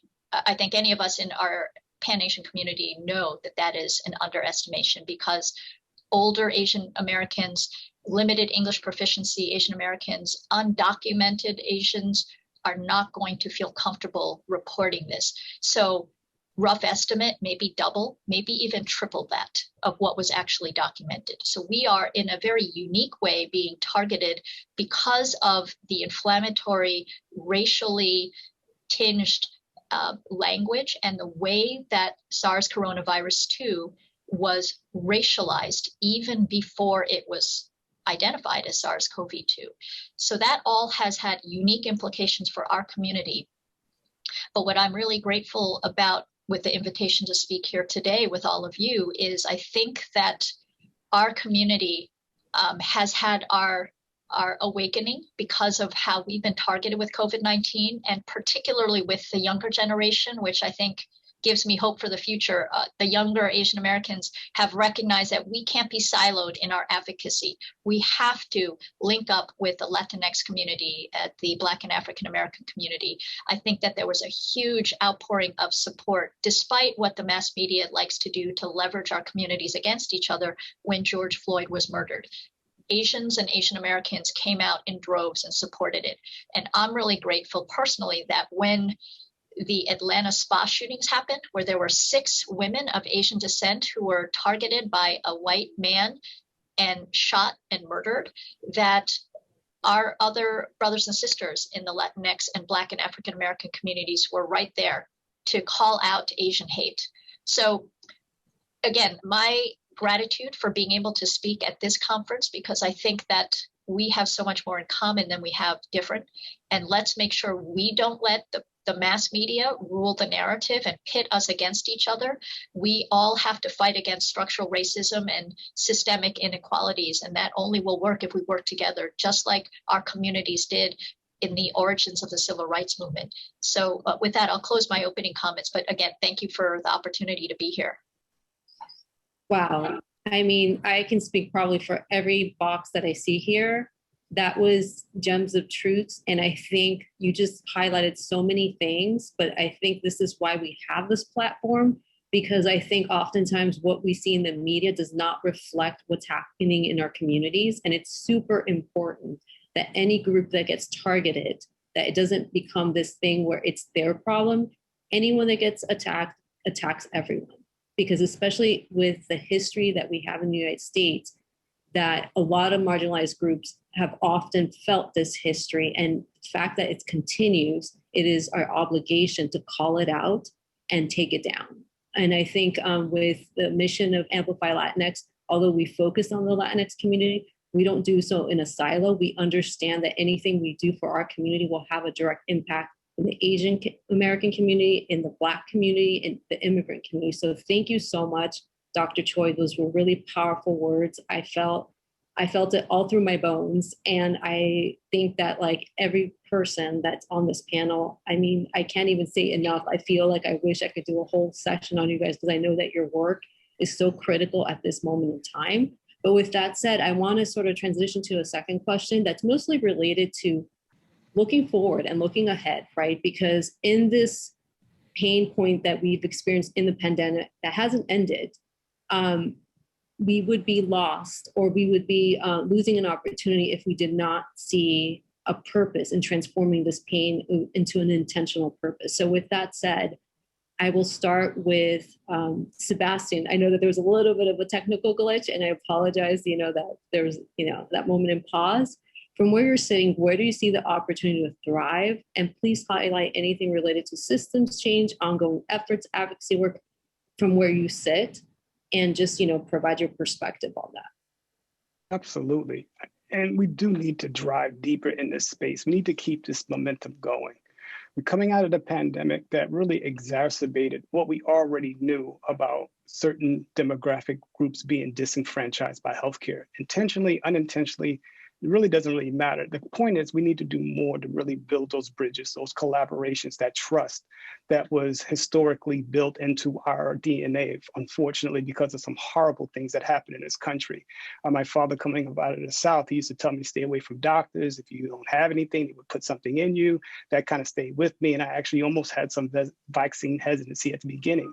However, I've been speaking in this space probably over 80 times up to this point, trying to get Latin communities, Black and Brown communities, all communities, really try to embrace this vaccine. So when you think about that now, that trust, hopefully we can extend that beyond to just coming in if you are pregnant, if you have diabetes, if you have any type of substance use disorder, that this is a place of embracement, that accountability that's going to be held on our team. So that's one space. Telemedicine also is something that really changed the landscape. It really helped us reach more patients than we ever could have done if we had the people come in. One of the social determinants of health is transportation, right? I think some people have barriers just getting here sometimes. So having that telemedicine and really trying to build out that space so that we can now meet patients in their home, we're going to continue to drive and push on that. And then one of the last things is really trying to have our organization. So George Floyd happened last summer, pandemic was rolling into the States. A lot of people woke up here. Obviously, our communities, we were like, we've been in this space our whole life since existence. So no surprises here, but we're glad that everyone now is emboldened and woken in this space. So we did a whole initiative internally to look at our organization. You know how it is, the higher you go, the wider you go. We want to be intentional about having our leaders, like myself, senior leaders, look like the communities we serve. Fortunate enough to be on this conference because Tony Martinez, we reached out to him to try to get our jobs posted in this forum. We want Latino people in senior leadership at BMC so that we can know how we can treat not only our employees and understand, but our communities also, so they feel more comfortable coming in and seeing a provider that looks exactly like them, coming from where they came from, and can relate to all that they have going on and provide a very happy medical outcome. Thank you That's so how much. I personally amplify. I love it. Thank you so much. Leadership development, representation, and support is very, very, very, very critical. Melanie, from where you're sitting, where do you see the opportunity to thrive? So one of the things that we do at all our clinics is make sure people can get registered to vote. We know that voting and voter engagement is correlated to health outcomes. So making sure we also have wraparound services from different community groups in the area present and offering, whether it's food insecurity or getting access to medical care, and that it's all easy to do right there. Thank you so much. And for those that don't know GotVax, it's an incredible organization. It's actually from Vote ER. And if you have never heard of it, I highly recommend you check out voteer.org. I know at the Boston Foundation, we supported the work, especially during the election. Talk about intersectionality between using medical staff and promoting civic engagement. It's a very powerful thing. And they focus especially in community health centers, which are, to me, underpinnings of communities. And then Dr. Choi, from where you're sitting, where do you see the opportunity to thrive? Where do we go from here? Based on Thank you, Evelyn. I realized I was so eager to get my comments out. I never answered your question about the fun fact, so I'll throw that in before I answer it. My fun fact, there's a couple. I've started to venture into the podcasting domain. I am very much a novice and a newbie, but I was privileged to be a guest on a few podcasts and really love that format. I think that that's a new way of reaching out to people. People can listen to that when you're in the car. You can kind of have it in the background. So I'm not giving up my day job, but I very much am looking forward to the opportunity to podcast with a few that might be coming down the pike soon. And the other fun fact is I alluded to the limited English proficiency. Related to that, I'm a native born Asian American, US born, but I'm the child of immigrants. So my first language that I learned was not English. It was the language that my parents spoke. And I think when I reflect back on that, it makes me particularly committed to making sure language access is absolutely not ever an obstacle. So in terms of to answer your question then, I think one thing we can do both in my role in ACP, but also as a physician who tries very hard to advocate on behalf of my patients is to absolutely ensure that something as basic as how we communicate to our patients doesn't become a barrier at all.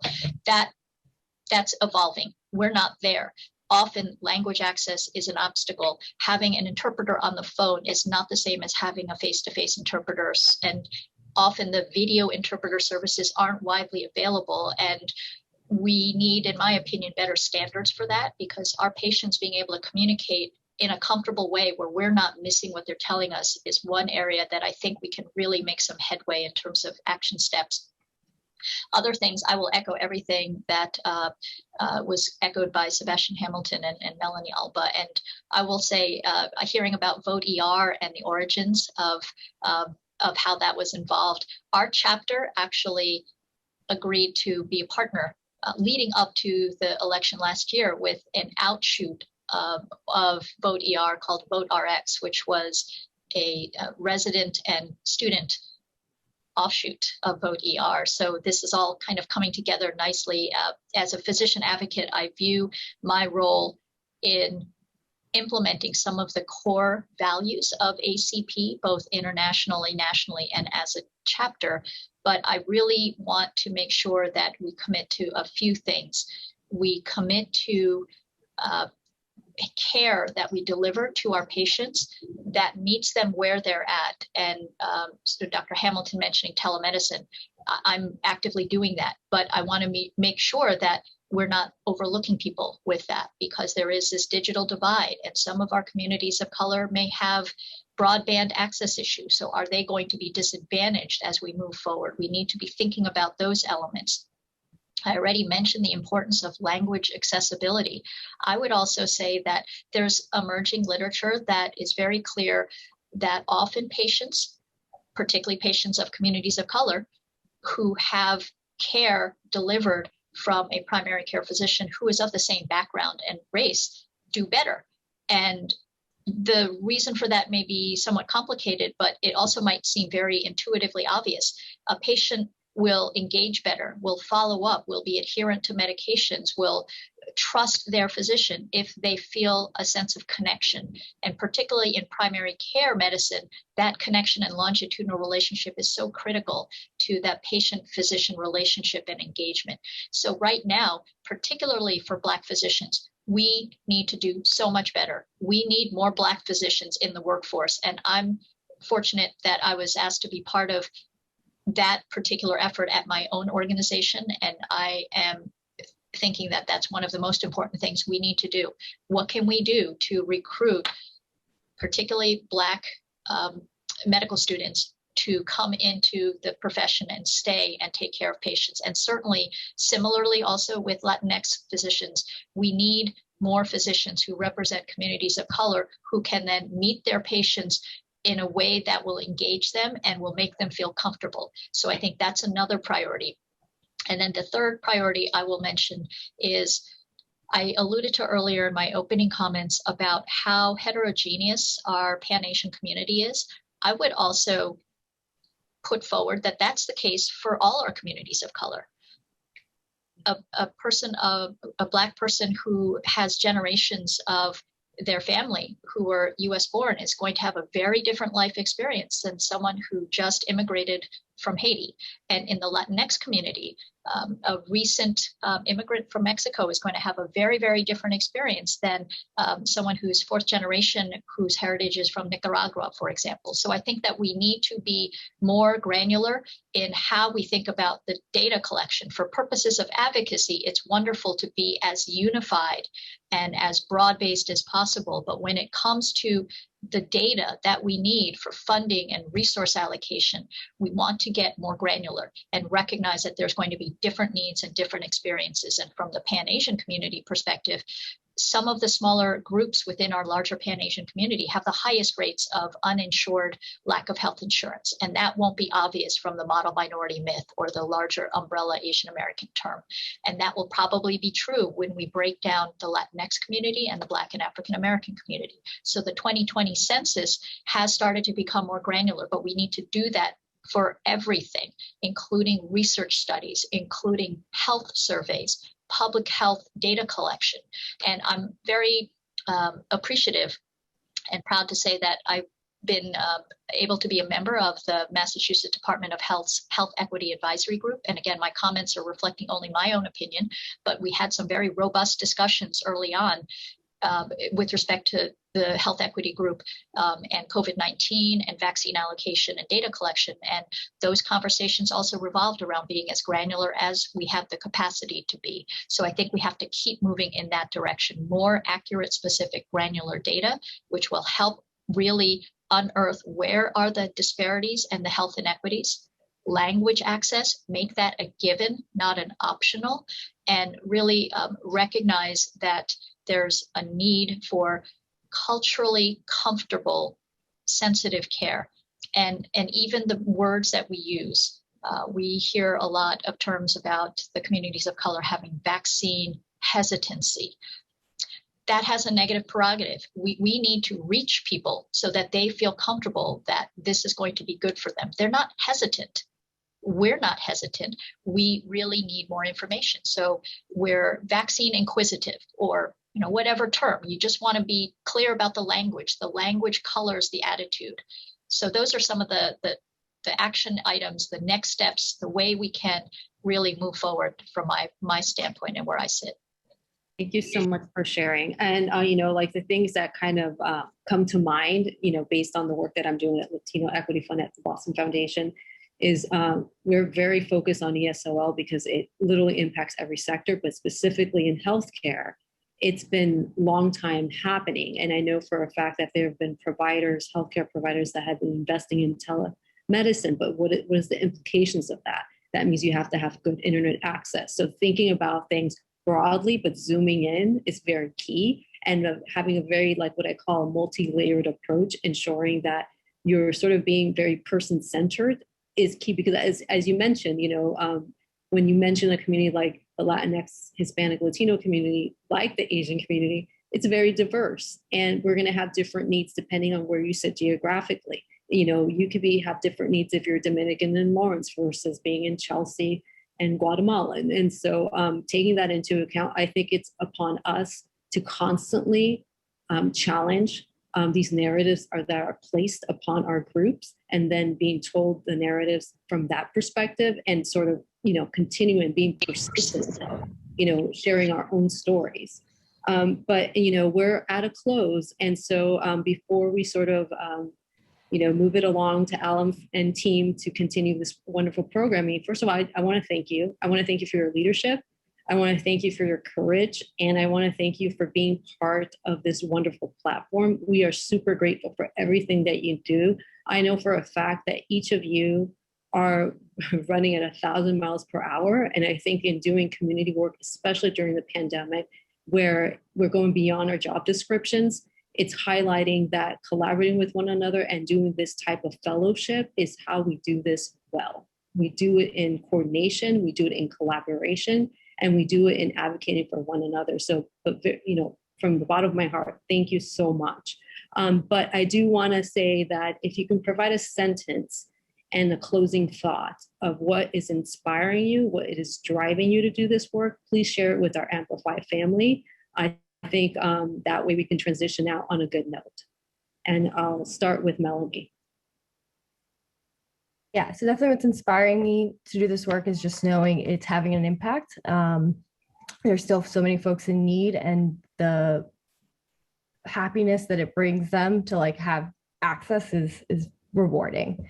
And another driver is think of our Congresswoman and her line that those closest to the pain should be closest to the power. And that's how I amplify. Sebastian. That was very nice, Melanie. I really appreciated that. And it's kind of in the same space to move intentional, tactical, strategically, infiltrate, and then execute. That's what keeps me motivated. And that's definitely how I amplify. Thank you for what you do. And Dr. Choi, you know, close us off with your like fire-like gems of knowledge. No pressure or anything with the last word, but echo and hard cosign to everything Melanie and Sebastian said. And I will add what keeps me going and how I would love to amplify is first, there was a lot going on in the chat and I wish I was able to see it all, but I think I caught something about multiracial individuals, Asian Latinx individuals. A shout out to all multiracial individuals. That is the future of our country, and it will become, I think, second only to our Pan-Asian community as the fastest growing group. So that keeps me going because our multiracial community members, I think, will be the bridge.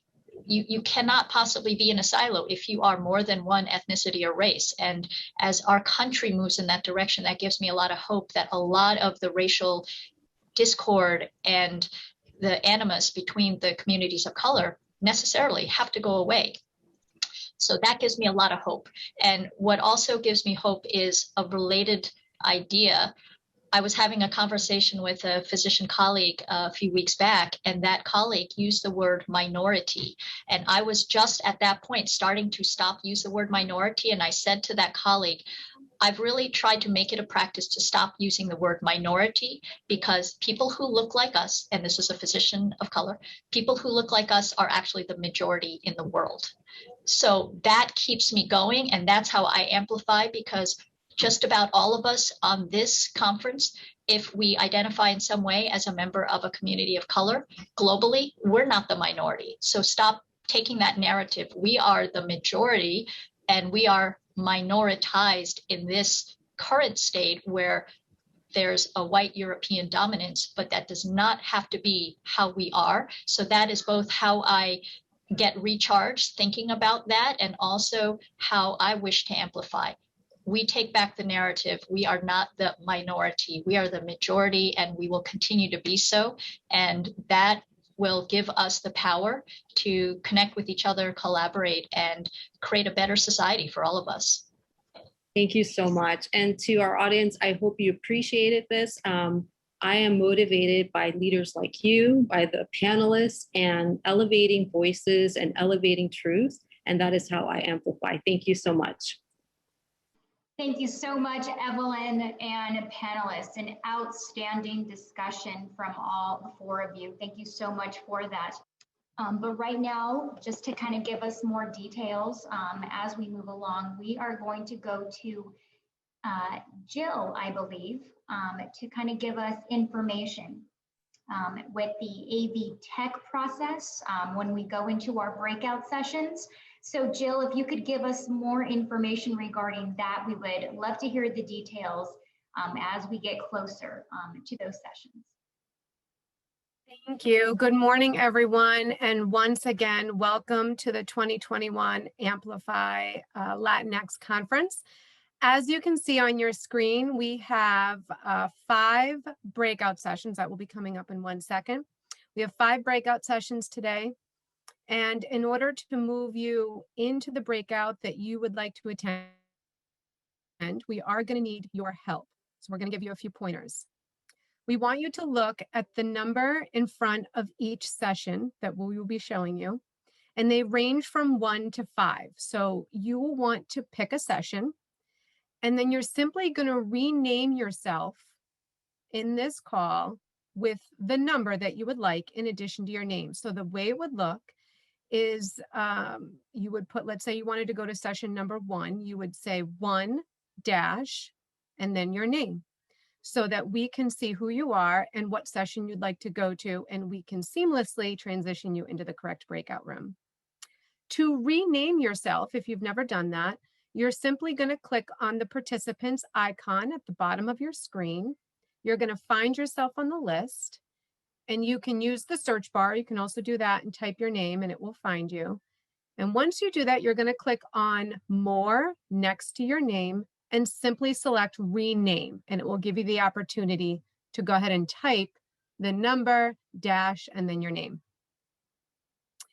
If you would like us to randomly assign you to a session, meaning you don't have a preference, you'd like to just put me in any session you'd like, You can just leave your name as it is and we will randomly assign you to a room. If you're in a breakout and would like to be reassigned to another room, simply come back to the main session at the bottom right of your screen. It will ask you if you'd like to come back to the main session, and just simply let us know in the chat where you would like to go and we will move you there. Lastly, if you know where you want to go, but you are having difficulty renaming yourself, simply list the session number in the chat and we will assist you. And I do ask that you be patient through the process as we move everybody accordingly. So go ahead and make your name changes right now. And again, please use the chat feature if you need any assistance. All right, Jill, thank you so much for that very important information regarding the breakout sessions.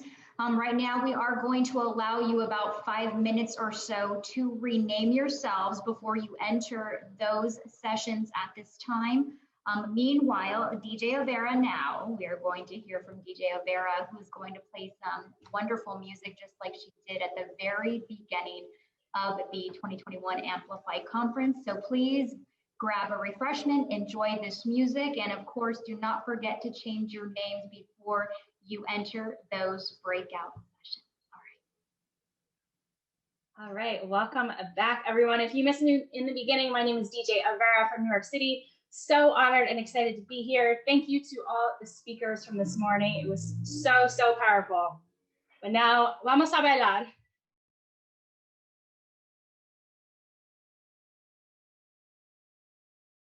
Thank you.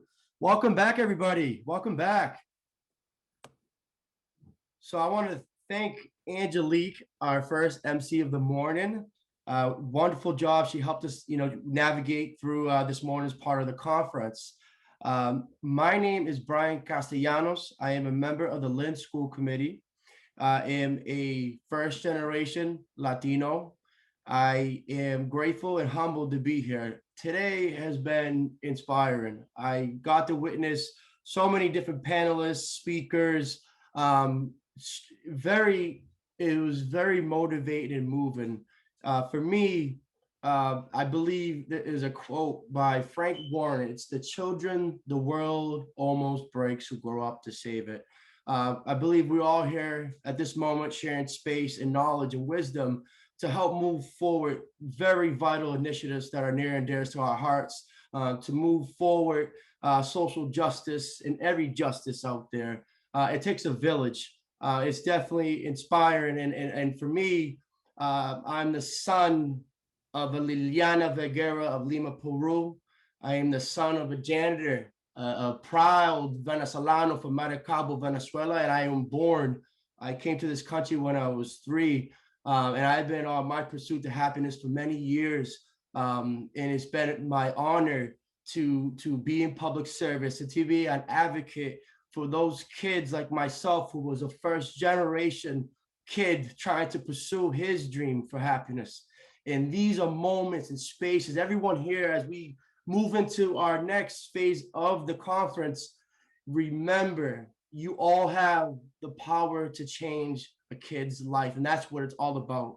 You all have the capital and social capacity to make a difference. And leaving here today, you have an obligation and a responsibility to make sure you set the tone every single day. As I will move forward, I thank everyone again. And I want to introduce a very, very special individual. Let's kick this off. Again, it's going to be a special treat. We have with us for a live performance, star of American Idol and America's Got Talent, and winner of La Voz Kids, Amanda Mena. Amanda, hello everyone. Hi guys, so happy to be here. So today I will be performing This Is Me.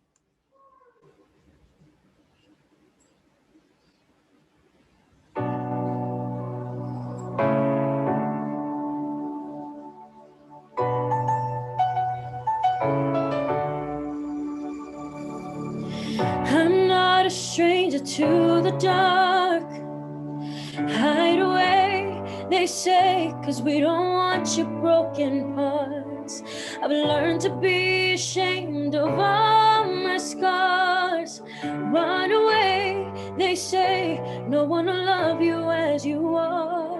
But I won't let them break me down to dust, 'cause I know that there's a place for us, for we are glorious. When the sharpest words wanna cut me down, I'm gonna send a flood, gonna drown them out. I am brave, I am bruised, I am who I'm meant to be. This is me. Look out, 'cause here I come. And I'm marching on to the beat I drum. I'm not scared to be seen, I make no apologies. This is me. Oh.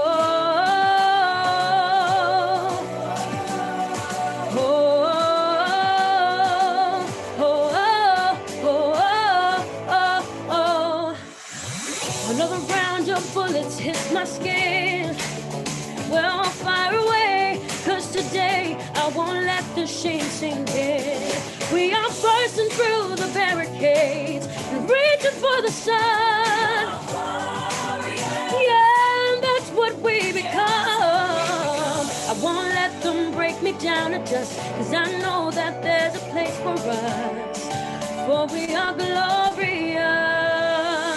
When the sharpest words wanna cut me down, I'm gonna send a flood, gonna drown them out. I am brave, I am bruised, I am who I'm meant to be. This is me. Look out, 'cause here I come. And I'm marching on to the beat I drum. I'm not scared to be seen, I make no apologies. This is me. Oh, oh, oh, oh, oh, oh, oh, this is me. And I know that I deserve your love. There's nothing I'm not worthy of. Yeah. When the sharpest words wanna cut me down, I'm gonna send a flood, gonna drown them out. This is brave, this is bruised, this is who I'm meant to be. This is me. Look out, 'cause here I come. And I'm marching on to the beat I drum. I'm not scared to be seen, I make no apologies. This is me. Oh, oh, oh, oh, oh, oh, this is me. Thank you guys so much. It was an honor to be here. Unbelievable performance, beautiful and bravo, amazing, amazing. Got the chills. That was remarkable, and you can see by in the comments, beautiful. Thank you so much, Amanda. Wow, what a way to get this this part of the conference. You know, getting it really setting the tone, Amanda. Thank you very much. Now, I'd like to invite our second and final set of fire starter speakers. Dr. Alexandra Benito-Shields, Executive Director of Essex County Community Organization, and Waltham City Councilor, Jonathan Paz. We'll start with Dr. Shields. Welcome. Thank you very much. It's good to be here with all of you. One spring morning in 2015, I felt as though I had been punched in the stomach. I reread the email to be sure I wasn't imagining what I saw. Alexandra does not have enough experience to be an executive director. The board should not hire her. I had been accidentally copied on an email to the board of ECHO from a powerful individual whom the board trusted. At the time, I had 27 years of experience. 7 years before, in 2007, I had completed a PhD in social policy at the Heller School, Brandeis University, and amidst the humiliation and disrespect, amidst the deep sense of emptiness that comes from blatant discrimination, I wondered, does he have enough power to convince the board? The incident brought back a lifetime of rejection, of exclusion, of being invisible. I came to the US at the age of 5, and over again, teachers put me in low-level reading and math groups. Over and over again, the message from white Anglo teachers was that I was not smart, and that knowledge came from white people. Not once, not a single time, from kindergarten through a PhD, have I ever had a Latino teacher. Not a single time. What does this do to a child? How can we see our intellectual potential when our people are never the ones imparting knowledge? In the 7th grade, I finally got up enough courage to ask Miss Smith if I could read Watership Down with the advanced reading group. And she said, no, it's too hard. I didn't ask again. I didn't fight back for a long time. I had internalized the message from a white, masculine supremacist society depends on. You deserve to be where you are. A white, masculine supremacist society depends on us believing that resistance is futile. But I'm a community organizer. Our currency is power. On any given day, community organizers are thinking and acting on how to build power. I decided to fight back. I had one-on-one conversations with several board members. In the end, I was hired. Over the past 6 years as executive director, we have established sanctuary city policies in 4 cities in Essex County. We have trained every Lynn police officer in the science of implicit bias. We got the Lynn police to say yes to body cameras, and most recently secured a budget proposal to allocate $500,000 of the Lynn City budget to fund an unarmed crisis response team so the police don't show up with guns to mental health emergencies. I fought back, and I have demonstrated that not only am I capable, when I advance, I do so together with my community so that all of us can have justice. Thank you. Growing up, my dad used to say, La familia es primero, la familia segundo, la familia es tercero. As a Bolivian American, those words were my guiding star up until my freshman year of high school. In a matter of a month, I was accused of a crime I didn't commit and sent to juvenile detention with my brother in Virginia. My brother and I spent 2 weeks in a detention center, completely shocked at how we went from being students of color to being behind bars. When we were released, the charges were dropped as groundless. That same day, we found out my dad was scheduled to be deported. My brother had to pay for my dad's expedited deportation, and soon after, my mom and sisters left the country in fear of being next. I wish I could tell you there was some remarkable lesson from having your family separated. There isn't much to learn. Instead, what I was left with was an eternal fire inside of me, endless motivation. I was angry, understanding that my family separation was racist in nature, but even worse, a normal feature of the status quo. Whether you're an immigrant, a woman, a person of color, queer, or an immigrant woman of color who is queer, you all have been touched or wronged by our shared system of oppression. You all have at some point had that righteous anger, that fire, knowing that maybe, just maybe, the status quo is not serving us. Maybe it was seeing thousands of lives lost to COVID that fueled the voice in your head to recognize that there's little to no justice in our status quo, that on a basic level, none of this is sustainable. We all carry that righteous anger, or as Brother Cornel West puts it, prophetic fire.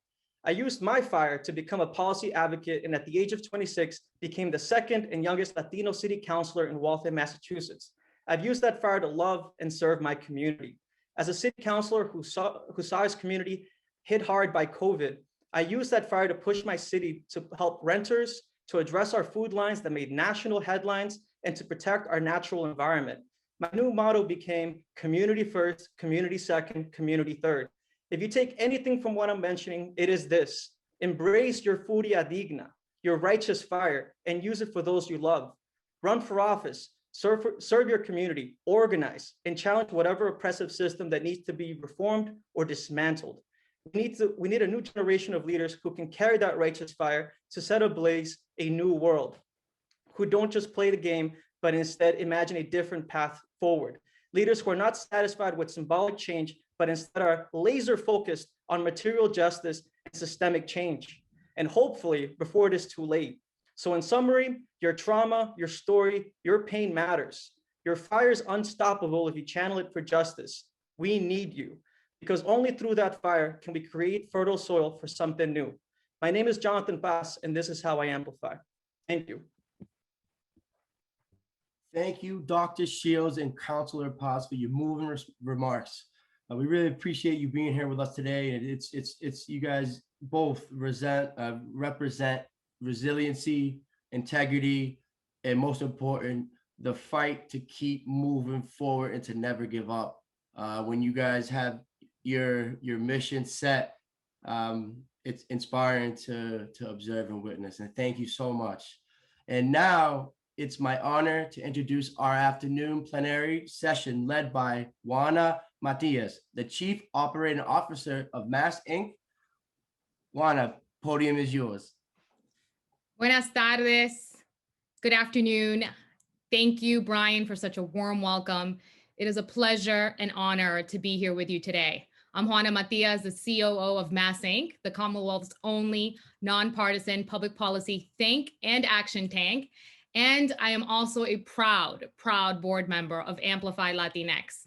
I'd be remiss if I did not start off by thanking Amplify Latinx for having me here today, for being a voice for Latinos across our Commonwealth, and for the work they do to build Latino political power by increasing civic engagement, economic opportunity, and leadership representation across sectors.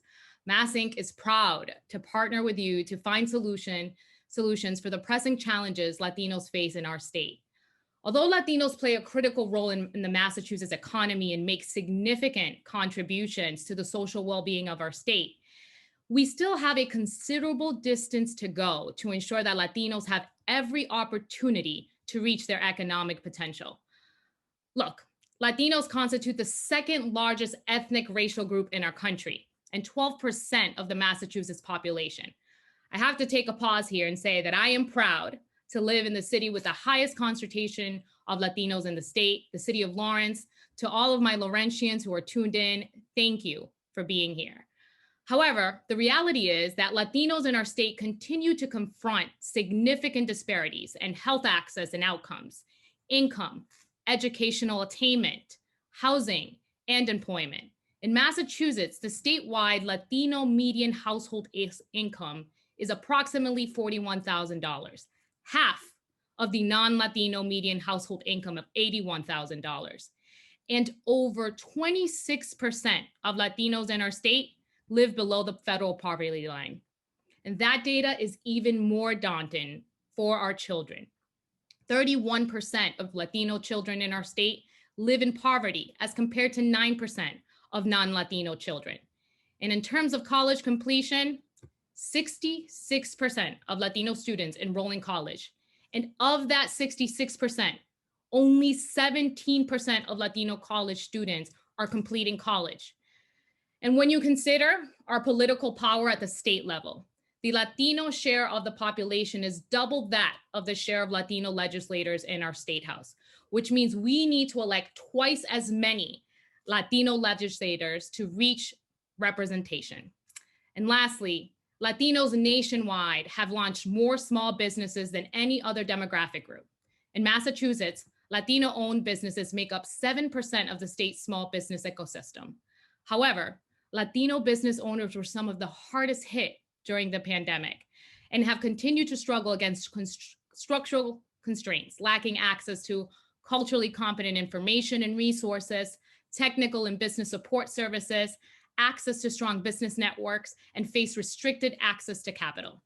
Look, we all know that when people are economically disadvantaged, they tend to be politically and socially disadvantaged. Communities flourish when leaders from all sectors work together under a shared vision and united purpose of building an equitable community and economy. As we consider what the post-pandemic world holds for the Massachusetts Latino community Now is the moment to call for bold and transformational change, change that combats the status quo for Latinos in our state. We come together today to ensure that all of our institutions are delivering on the promise of justice, equality, and opportunity that democracy makes possible. I firmly believe that together, we can advance an agenda and build structures that reflect our community and speak to the collective interests and socioeconomic well-being of all. And I am heartened by the guests we have here today. And let me tell you, it is one powerful lineup, and I am honored to be amongst them. Our lineup is made up of leaders who are committed to addressing inequities and ensuring we dismantle structures that continue to be barriers to economic and political opportunity. We will hear from them directly on the initiatives their respective offices have been leading on and how their measures are addressing and advancing the economic needs of Latinos across our state. It is an absolute honor to introduce our first guest, someone who I admire and has paved the way for women like myself to expand our leadership roles across sectors and within our communities. Secretary of Labor and Workforce Development, Rosalina Costa manages the Commonwealth's Workforce Development and Labor Department to ensure that workers, employers, and the unemployed have the tools, training, and safety resources needed to succeed in the Massachusetts economy. She has made building a more diverse and capable workforce a priority for our Commonwealth, and I can attest personally to her relentless commitment to advancing opportunities for those who have been underrepresented. Secretary Acosta, gracias por estar aquí con nosotros. The floor is yours. Muchas gracias, Juana, y muchas gracias a todos. Buenas tardes. Estoy contentísima de estar aquí con ustedes hoy.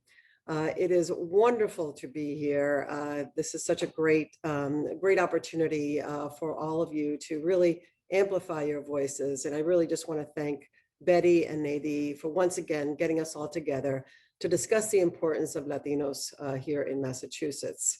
So I'm going to start by talking a little bit about where we've been and hopefully where we're going.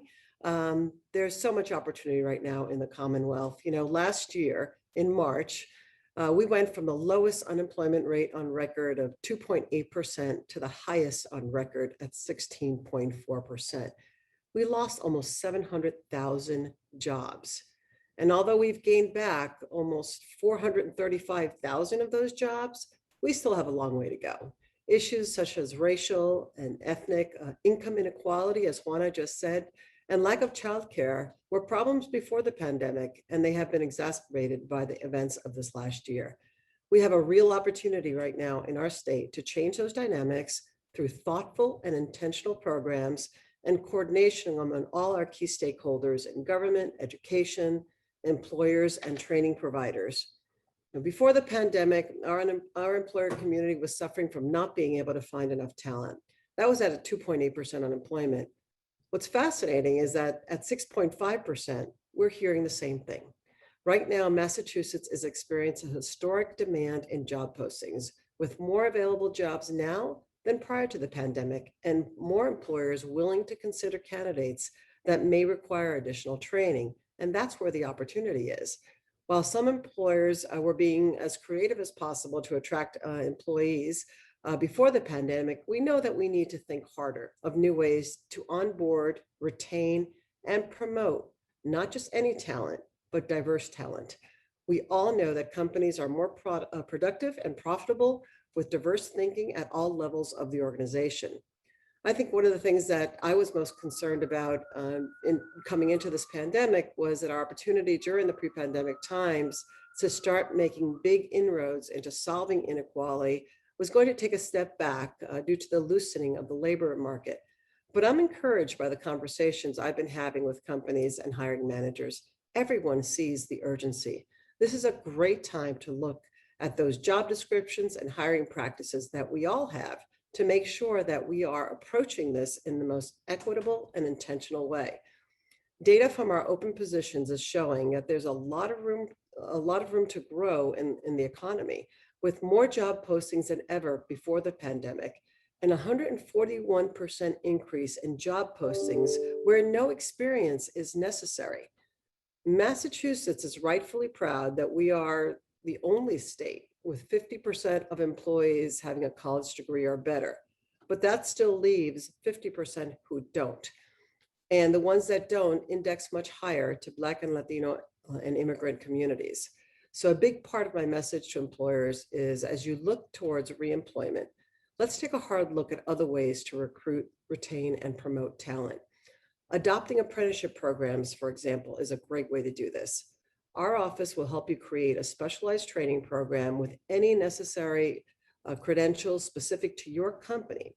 We've seen the trades do this successfully for decades.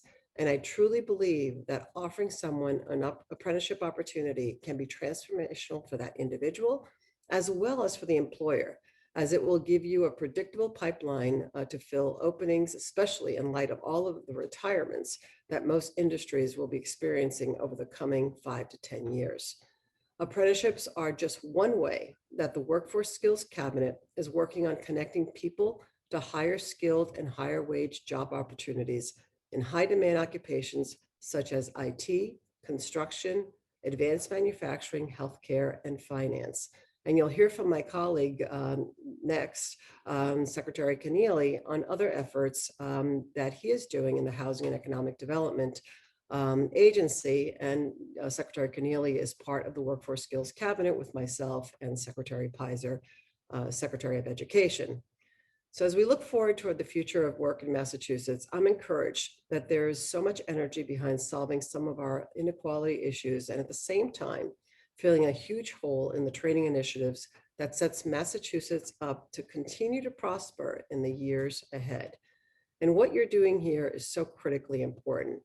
Amplifying your voice, making sure that we're at the table, and frankly, being relentless to take that position and leaning in at that table to make sure that we have the opportunities for all our communities. That's going to be very important. Your advocacy, both at the policy level, at the employer level, and the community level, is so important to get us out of this pandemic and make sure that we come out the strong Commonwealth that I know that we can be, that we always have been. So with that, thank you again, Amplify Latinx, for all you are doing and for partnering with us in this collective journey. Muchas gracias, buenas tardes, y nos veremos pronto. Thank you, Secretary Acosta. We appreciate you being here, and we appreciate the work you do every day on behalf of all in our Commonwealth. It is now a pleasure to introduce Secretary of Housing and Economic Development, Mike Keneally. I witnessed his commitment to the Latino community and service to the Lawrence Public Schools firsthand. Most recently, in his role as Secretary of Housing and Economic Development, he has advanced initiatives that create economic opportunity for residents, foster an environment that supports job creation and business growth. Through the pandemic, he has led the fight to ensure that economic assistance helps disproportionately impacted communities of color recover from the pandemic. Massachusetts has arguably done more for businesses of color in the pandemic than any other state, and that is a direct result of this administration and Secretary Keneally's vision and leadership. Secretary Keneally, welcome. Juana, thanks so much for the really kind introduction. It's great to be with you all today. I see a lot of familiar faces with whom I've been so grateful to collaborate with over these last very difficult 15 months. Juana, you and Mass Inc. have been incredible collaborators on so many efforts around housing and small business support and community development. I want to thank Betty and Rosario for Amplify's great collaboration on our small business grant program and other areas. I guess our Grace on here, Grace Moreno, thank you for being a great partner in the work during this time. It's wonderful to be here today and to think about how we're going to move this economy forward in a more robust and inclusive way. You know, we came up with a new economic development plan at the end of 2019 called Partnerships for Growth. We spent a lot of time traveling the state, getting input on what we thought the real areas of focus should be from a housing and economic development standpoint. And we identified the areas of focus. We also wanted to identify core principles that would help drive the work. And one of those principles is equity, the notion that every community, every citizen deserves their chance of success. And equity truly informs everything we do across housing and economic development. It's influenced our housing strategy in a major way. We've made record level investments to create and preserve affordable housing. We've made efforts around home ownership, more to say about that in the coming days and weeks. We've gotten done the most significant zoning reform in 50 years to free up housing production in a more inclusive way across our community. So housing's been a big focus for us as well. The idea of equity informs our notion of community development, investing dollars in our communities to help them succeed, help them to realize their development aspirations in our gateway cities and so many other areas. But it really, in a very large way, has informed our efforts in two areas I'm going to talk about today in some more detail. One is support for small businesses. We recognized very early on in the pandemic that the small businesses in our state were under incredible challenges. We sought to help in a couple areas. One was with capital. And so, as Juana mentioned, we have had the largest state-sponsored small business relief grant program in the country, about $700 million through Mass Growth Capital Corporation, which gave out grants to about 15,000 businesses, about 43% of which are minority owned. This is a really intentional focus of ours to get capital into the hands of our smallest companies that needed the most help. We had a demographic focus with that strategy, and we had an industry focus, trying to focus on restaurants and retail and hospitality and the hardest hit sectors in the hardest hit communities. And I'm just so proud of the work of that program because it achieved what we wanted to achieve, to get capital in the hands of those businesses. And it was only made possible with great partners like Amplify and so many others that really carried the ball, really helped us to connect capital to the folks who need it most. It's a great example of partnership, and I'm very grateful for Amplify's partnership in that regard. In addition to capital, we needed more assistance for our small companies. And so we're now funding small business technical assistance at record levels, beyond record levels. We recognize that the technical assistance providers they're embedded in their communities. They're a trusted source of advice for our small businesses. I think it's a wonderful program, and you'll see us come up with other iterations of that program. For example, we're focusing now on a small business technical assistance effort around digital tools, helping our Main Street businesses do more business online. And so you'll see us continue to fund the traditional program, which I think has provided invaluable assistance during the pandemic, but also help our businesses do more online and evolve their business models that way. So capital, small business technical assistance. We also spend a lot of time and resources promoting our local businesses through our My Local MA campaign, getting people to really think about where they spend their money and hopefully get in to spend it on Main Street and in our downtowns and support our small businesses. We followed that effort with our Let's Go Out campaign, which we announced last week to help promote our restaurant industry. And so another great support, I think, for our small businesses, in particular our minority-owned small businesses. I'd also point on the economic on the small business side of things to our Urban Agenda program, which again, I mentioned we called our plan Partnerships for Growth. We love the term partnerships around here. It just really is how we all collaborate and get things done. It really is the spirit of how we do things here. Well, the Urban Agenda program is a great example of that. It really does fund partnerships at the local level. And so, for example, I was in Leominster some weeks ago to learn about an Urban Agenda grant there to the North Central Chamber, which is providing technical assistance to Latinx businesses in that region. And I think it's been a great collaboration between the Chamber and those businesses, including I met with a man named Danielle Ojeda, who owns a tax service business that primarily serves Leominster's Latinx businesses, as well as stopped by Haley's Takeout for some pretty incredible Dominican food. So there's a nice community of businesses there. And we're proud to support their efforts to collaborate and move things forward. The last item I'll talk about is workforce. And as my great colleague in the Cabinet, Secretary Acosta mentioned, it's a really important focus for Raj. We have always had challenges finding more talent in high demand sectors like healthcare, IT, advanced manufacturing, and the trades. These are very promising areas that even in a very low unemployment economy, they had trouble finding enough talent and enough diverse talent. And so now we have redoubled our efforts in a very different economic context through our Career Technical Initiative. And the idea is to trade 20,000 skilled trades workers over the next 4 years by having our vocational technical high schools effectively operate in a 3-shift model throughout the day. Educate students during the morning that are enrolled in that school, and the afternoon having students move over from the high school in that region, and then training adults at night. We think it's going to really eliminate opportunity gaps and help our industries find more talent and more diverse talent. Speaking of diversity, I look to our efforts in the innovation economy to help drive more diverse talent in things like life sciences and technology. The Mass Life Sciences Center's high school internship program now mainly serves underrepresented and low-income students, a terrific way to connect those communities to an incredibly promising global leading industry here in Massachusetts in life sciences. And finally, the Tech Talent Diversity Initiative within Mass Tech Collaborative.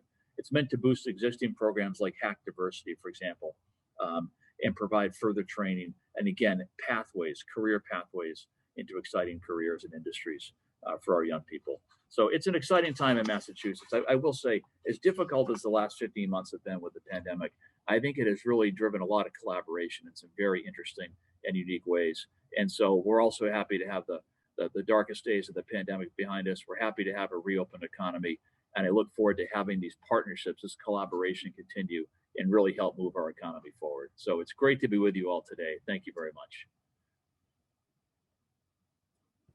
Thank you, Secretary Keneally, for the work you do every single day on behalf of our Commonwealth, for your commitment to being a partner of advancing Latino issues across our Commonwealth. We look forward to our partnership. This is just the beginning. Great. And now, you're welcome. It is now my distinct honor to introduce a man who needs no introduction, Massachusetts Governor Charlie Baker. I observed his bold leadership and commitment to public service during a crisis that deeply affected my community, the Merrimack Valley gas explosions, a crisis that left people without one of our most basic necessities, a home, a crisis that took the lives of beloved community members.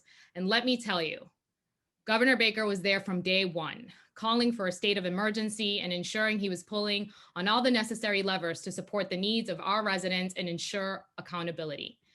Governor Baker's leadership was visible most recently during what we can regard one of the most unprecedented times we have faced as a state and country.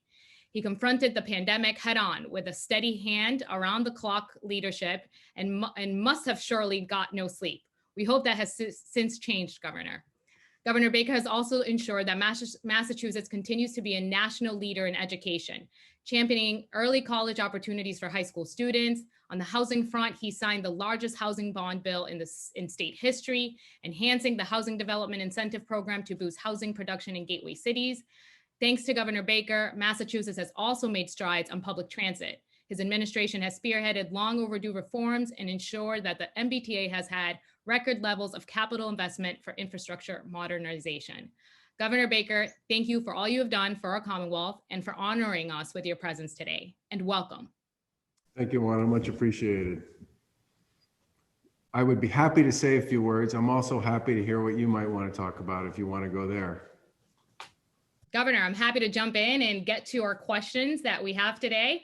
And I know that you'll be able to cover in detail. By the way, I got to tell you that, you know, Secretary Acosta and Secretary Keneally kind of stole most of my thunder, although I do take a tremendous amount of satisfaction in the fact that we here in Massachusetts ran the largest small business grant program in the country, not by GDP, not by population, not by per capita, literally the largest. And so many of the beneficiaries of that program were hardworking men and women running small businesses all over the Commonwealth, many of whom were people of color, and for whom, in many cases, you know, that business operated and survived week to week, month to month. And I think about almost half of the businesses that received funding out of that program were owned and operated by people of color. Thank you, Governor, for sharing the work that you've done on behalf of small businesses. One area that I also want to touch on that I know you've been a leader on, and I mentioned the statistic in the beginning of my remarks, is when it comes to education, 60% of Latino students are enrolling in college, but only 17% are actually completing college. Your administration has been a leading voice in early college. Latino students are currently jumping at the chance to participate in these programs. And MassInc recently published compelling data that shows early college is dramatically expanding access to college and putting Latino students on a path toward completion. However, finding resources to scale these programs and provide this experience to more students has been a challenge. You've always been a strong proponent of doing what works. How do we get to a greater scale with early college in our Commonwealth? So first of all, MassInc's report on this, I think, is exactly the sort of thing that will help us move the needle forward. And I really appreciate your organization's interest in taking a look at the impact and the benefit of that program. You know, when we started this program several years ago, most people thought that the only kids in the only school districts that would be interested in an early college program were going to be, you know, basically suburban school districts and white students and their families. And what has been most gratifying to me about this program is it's not the kids and the families who just assume everybody's going to go to college who signed up and participated in this program, or the school districts where those kids go to school. You know, something like 63% of the kids who are participating in early college here in the Commonwealth are Black and Latinx, and half of them are from disproportionately affected communities. And I think the success rate associated with this is so important when you think about how you want to grow and create possibility and opportunity, especially for kids in disadvantaged communities and kids of color, because in many cases, there's nobody in their family who's ever gone to college. And so the whole concept of what that means is a little bit beyond them. And in addition to that, they may not think they're college material. Again, because they don't really have a lot of interaction every single day with people who've gone to college. And this program has turned out to be a way for kids, many of whom are in gateway communities, many of whom don't really know if college is for them or not, to actually kick the tires on it in this environment where they would be most comfortable, which is in many cases taking these classes right in their own school, or in many cases taking them at the nearby community college or the nearby state university. And as a result, the vast majority of the kids who've earned 50,000 credits since this program began, which is basically free tuition for all intents and purposes, as I said, have been kids from gateway communities and kids of color. And I'm actually excited to see that the legislature this year is putting in a bigger number than we did. We went with a bigger number than we've done historically. I would have doubled our number if I thought I could get it through the legislature. The fact that they not only took our number and added to it is a great sign that this thing is catching on with the folks who appropriate the money. But I certainly see this as a program that we should be spending state resources on, federal resources on, and we should be doing everything we possibly can to engage our colleagues with your study and the work that you folks have done, as well as the business community and as well as others who care about giving kids a leg up. Because the best part about this, and I think part of the reason why the completion rates are where they are, is the 2 or 3 main reasons that kids in many cases who come from families where they're the first person to go to college or the first generation to go to college, they run out of money, they don't have the supports they need, or they get lost in some of the remedial stuff that happens when they show up. And the beauty of this program is it deals with all 3 of those issues. They get to take classes in an environment that's familiar to them. They can kick some of the remedial stuff that they need to get past off the table and get that behind them.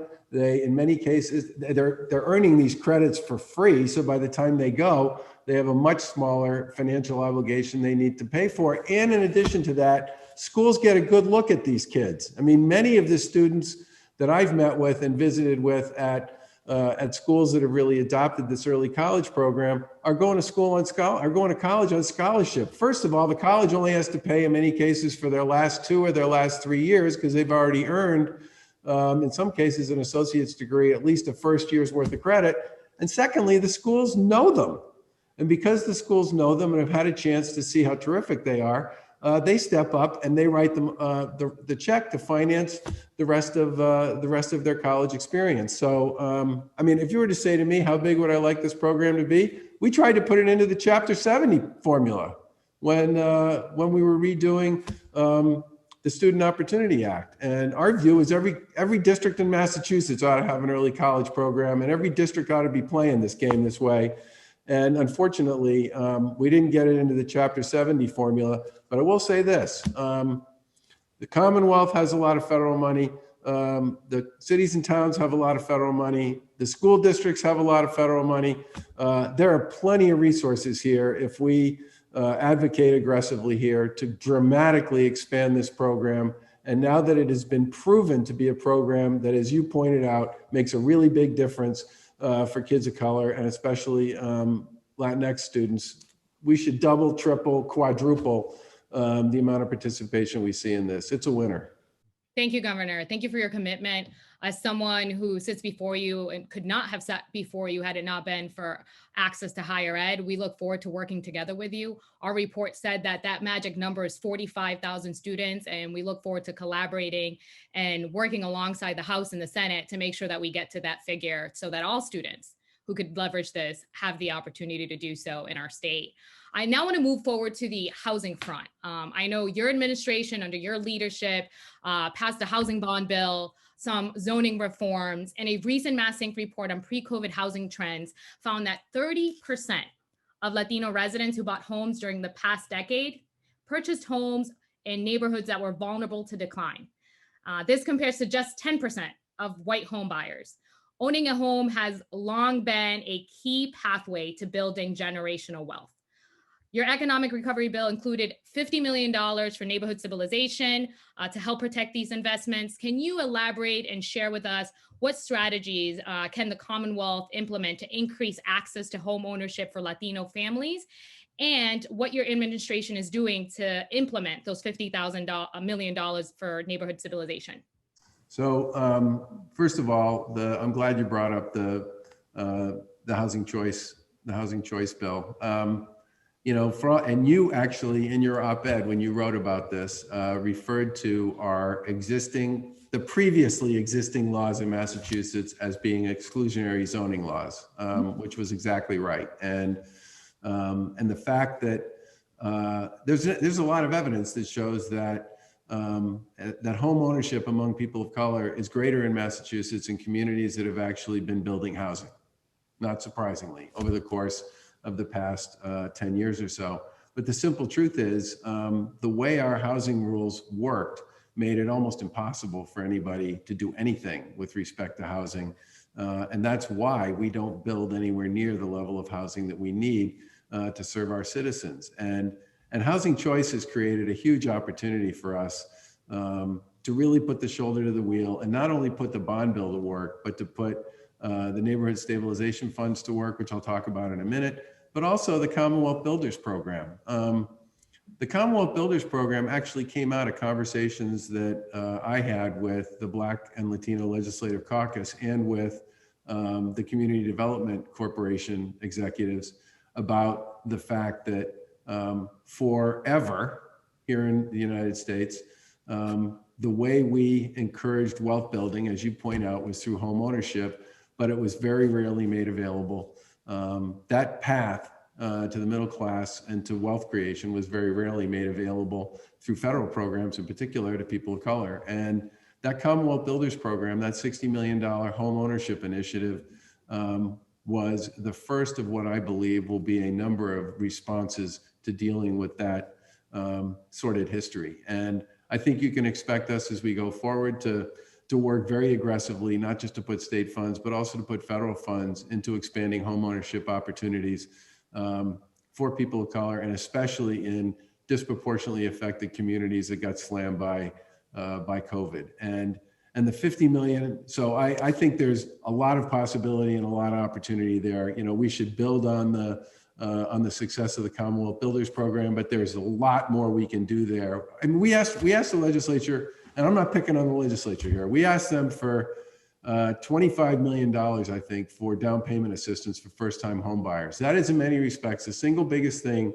that creates a barrier. Somebody might actually, you know, two people might actually have pretty good jobs. They could pay a mortgage. What they don't have is the money they need for that down payment. And the legislature gave us a much smaller number on that. I think we should dramatically expand down payment assistance programs, because that is, for a lot of folks, the hurdle they got to get over to become an equity player in a property. And in addition to that, the neighborhood stabilization stuff can help us with blight, can help us with properties that are in need of repair. And the other thing that I'm going to bring up, which is a federal issue, there's a piece of legislation at the federal level that is called the Neighborhood Homestead Act, I think, and it's got, for the first time, what it would do is it would make available to states, and states to share then with localities and developers, low-income tax credits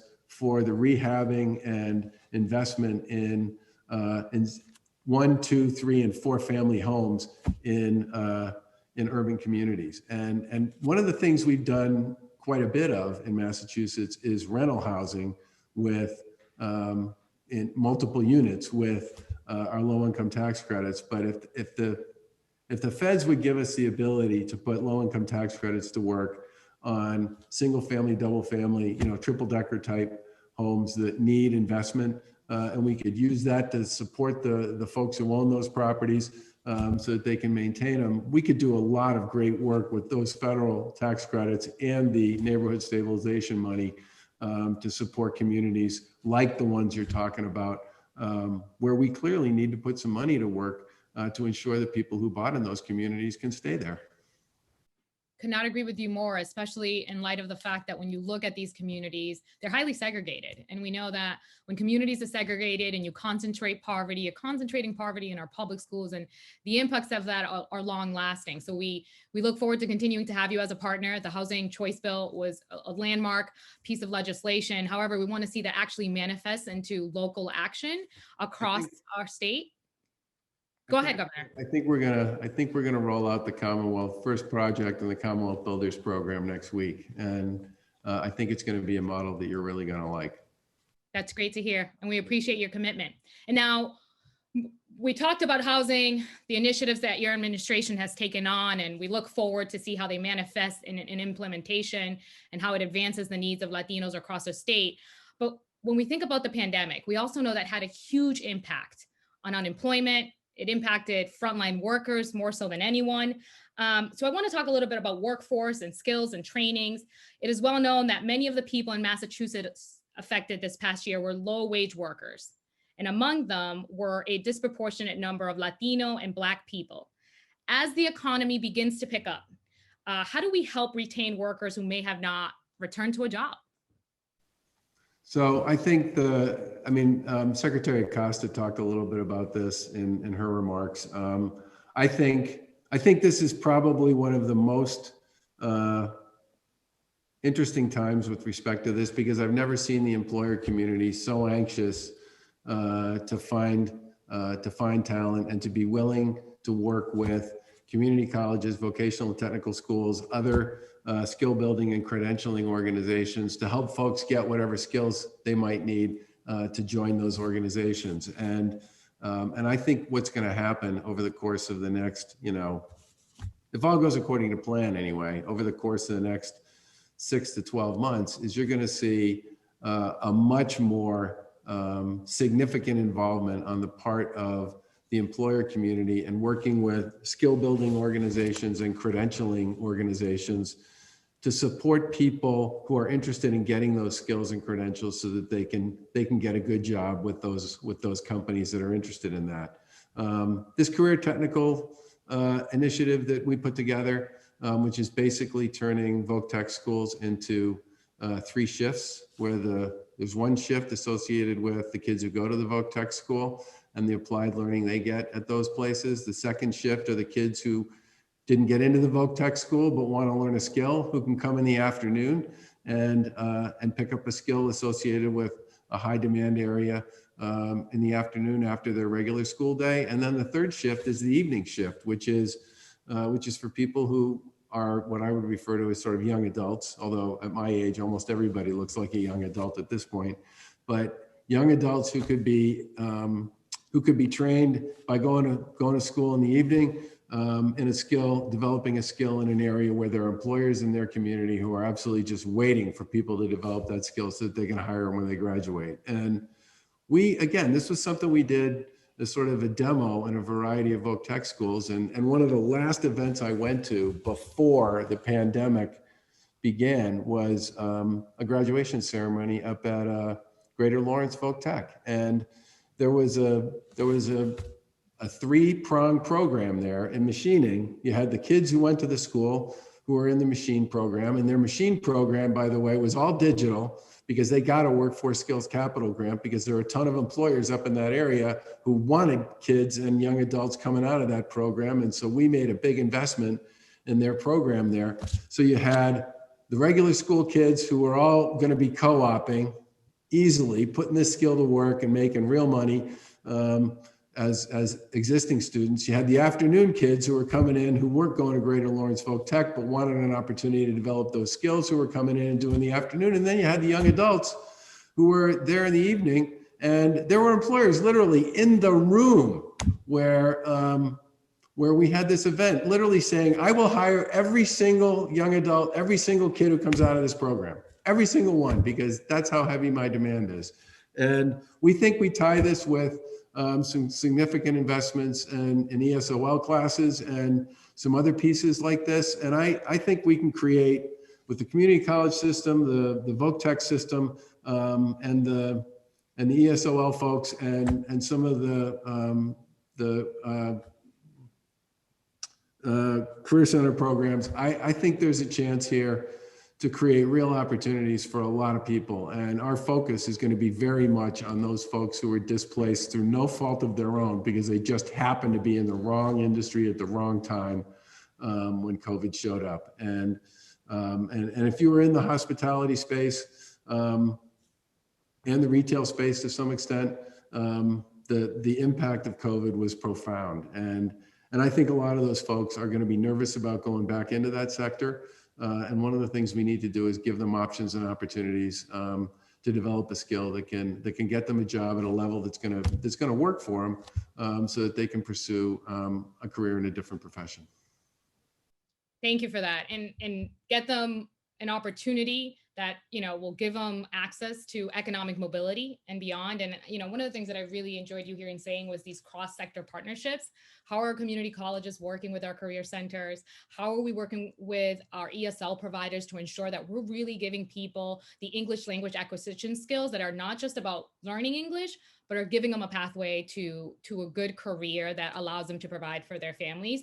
And we tend sometimes to work in isolation, but it's really about how do we bring the right partners to the table to ensure that we're thinking about things comprehensively. So could not agree more. One thing you mentioned throughout your remarks is equitable funding. And you've mentioned, you know, we're receiving millions and billions of dollars from the federal government. There are ways that we can leverage this money to ensure that our communities in the state have the resources they need to build new infrastructure, to address the gaps in K through 12 and higher ed and whatnot.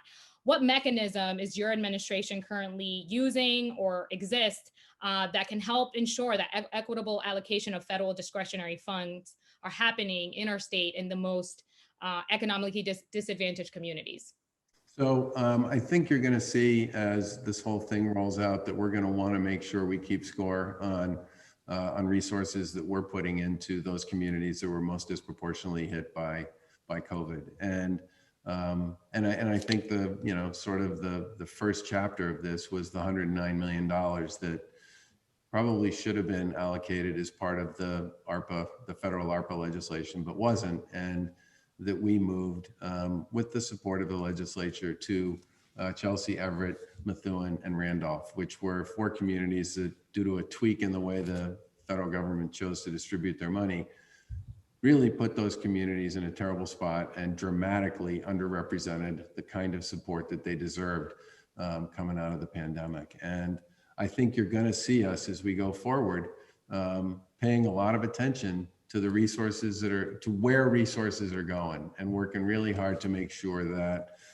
we are getting resources into the communities that were most hard hit by COVID. And that represents sort of the 20 or 30 communities that were constantly dealing with really high case counts, issues around housing insecurity, and in many cases also a lot of the kinds of jobs that you and I were just talking about that were decimated in the industries they worked in during the pandemic. And I think it's going to be on us and on others to keep track of this and make sure that we're doing the right thing with respect to where we put resources on the ground and how we put them to work. But I certainly believe that between the state funding and the state share of the federal funding and the local share of the federal funding, we should be able to do some really, we need to do some really transformative things over the course of the next several years to make sure that we don't miss this opportunity to dramatically level the playing field in a lot of different ways. Thank you for sharing that. I think when I hear your remarks, it brings up a point in my mind that yes, the administration needs to be held accountable, that this will be done in an equitable way, but the people on this call need to be held accountable to ensure that government is working on behalf of us and for us. So making that call is really important, that as we see these funds reach our localities, reach the state, that we ensure that we're seeing it invested in the things and policies that we need most. I think we're coming close to time, Governor. And so I want to kind of yield the floor to you to see if you have any final thoughts. Well, I think my final thought would just be that information matters. And I think a lot of the work that Mass Inc. does in this space makes a big difference. And I would urge you, and I'm sure I don't have to do this, to continue to be a voice using data and experience in this state and in other states of successful programs and unsuccessful ones, and making the point to people about how we should be thinking about this, where we should be directing our resources, and also how we should be making sure we get the bang out of the resources that we're looking for. We did an unbelievable amount of work over the course of the pandemic with food insecurity. And if you had told me going into this, that this would be one of the biggest learnings that many of us would come out of this whole pandemic with, I wouldn't necessarily have thought of that straight out of the gate, because I thought of it mostly as a healthcare issue. But we learned an enormous amount about where our food insecurity sort of apparatus was and how and where we needed to make investments in it to strengthen it. And we've continued to make those investments all the way through the pandemic. And I anticipate we'll continue to make a lot of these investments going forward as well, because there's a real unevenness in Massachusetts with respect to the sort of built-in infrastructure that's associated with food distribution. And I think it's a great example of where, you know, we learned a lot, and so did many of our local partners, and so did many of the private nonprofits who work this space, about how we ought to be making sure that we do the right things on behalf of communities that are suffering through difficult times when it comes to food. And I really hope that, and I said this to a bunch of people, a lot of the stuff that we ended up doing in partnership with folks, I hope we keep doing it, because a lot of what we ended up doing was way better than the way we were doing it before.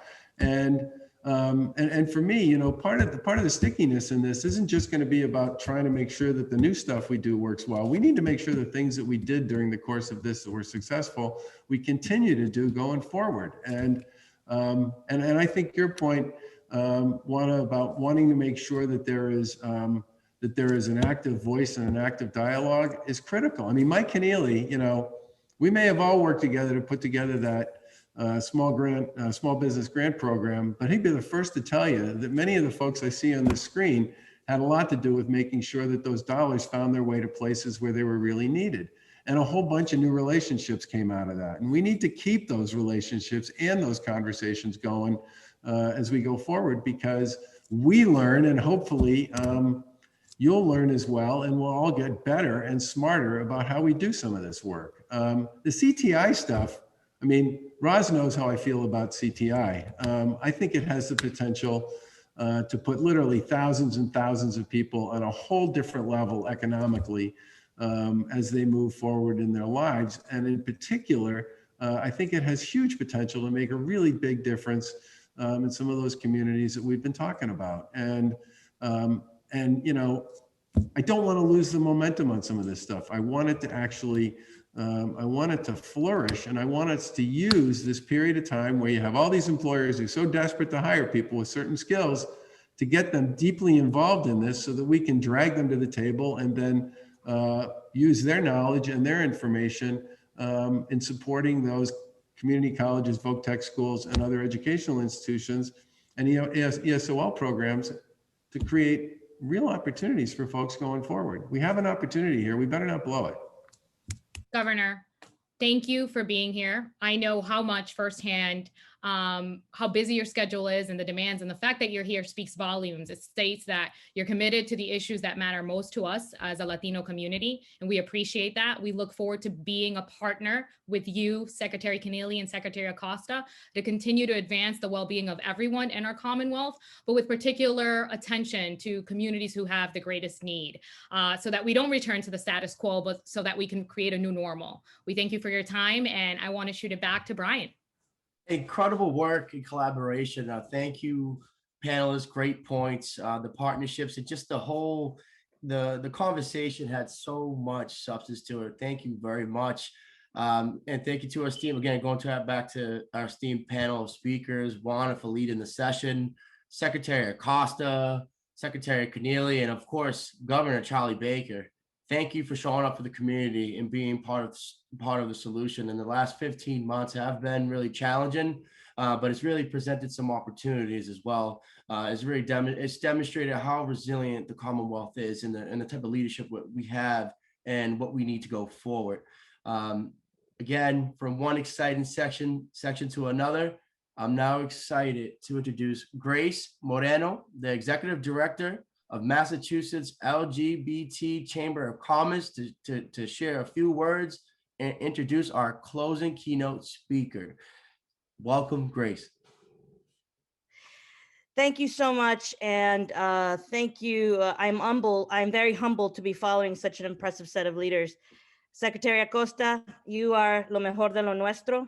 Secretary Corneli, it's been great to be with you every Friday afternoon, and you've really brought us together during some quite dark times. And then our good Governor, Charlie Baker, who's truly been here for the people. His business mind has come through for the Commonwealth, and he's continuing to lead us back to not just a normal, but hopefully a better normal. Thank you all. And happy Pride, familia. What joy to be among you. So many Latinx excellence in this conference, and it truly fills my bucket. Next year, I'm so excited to be able to, for us to be together. There is no justice until there's financial justice for all. I run the Massachusetts LGBT Chamber of Commerce.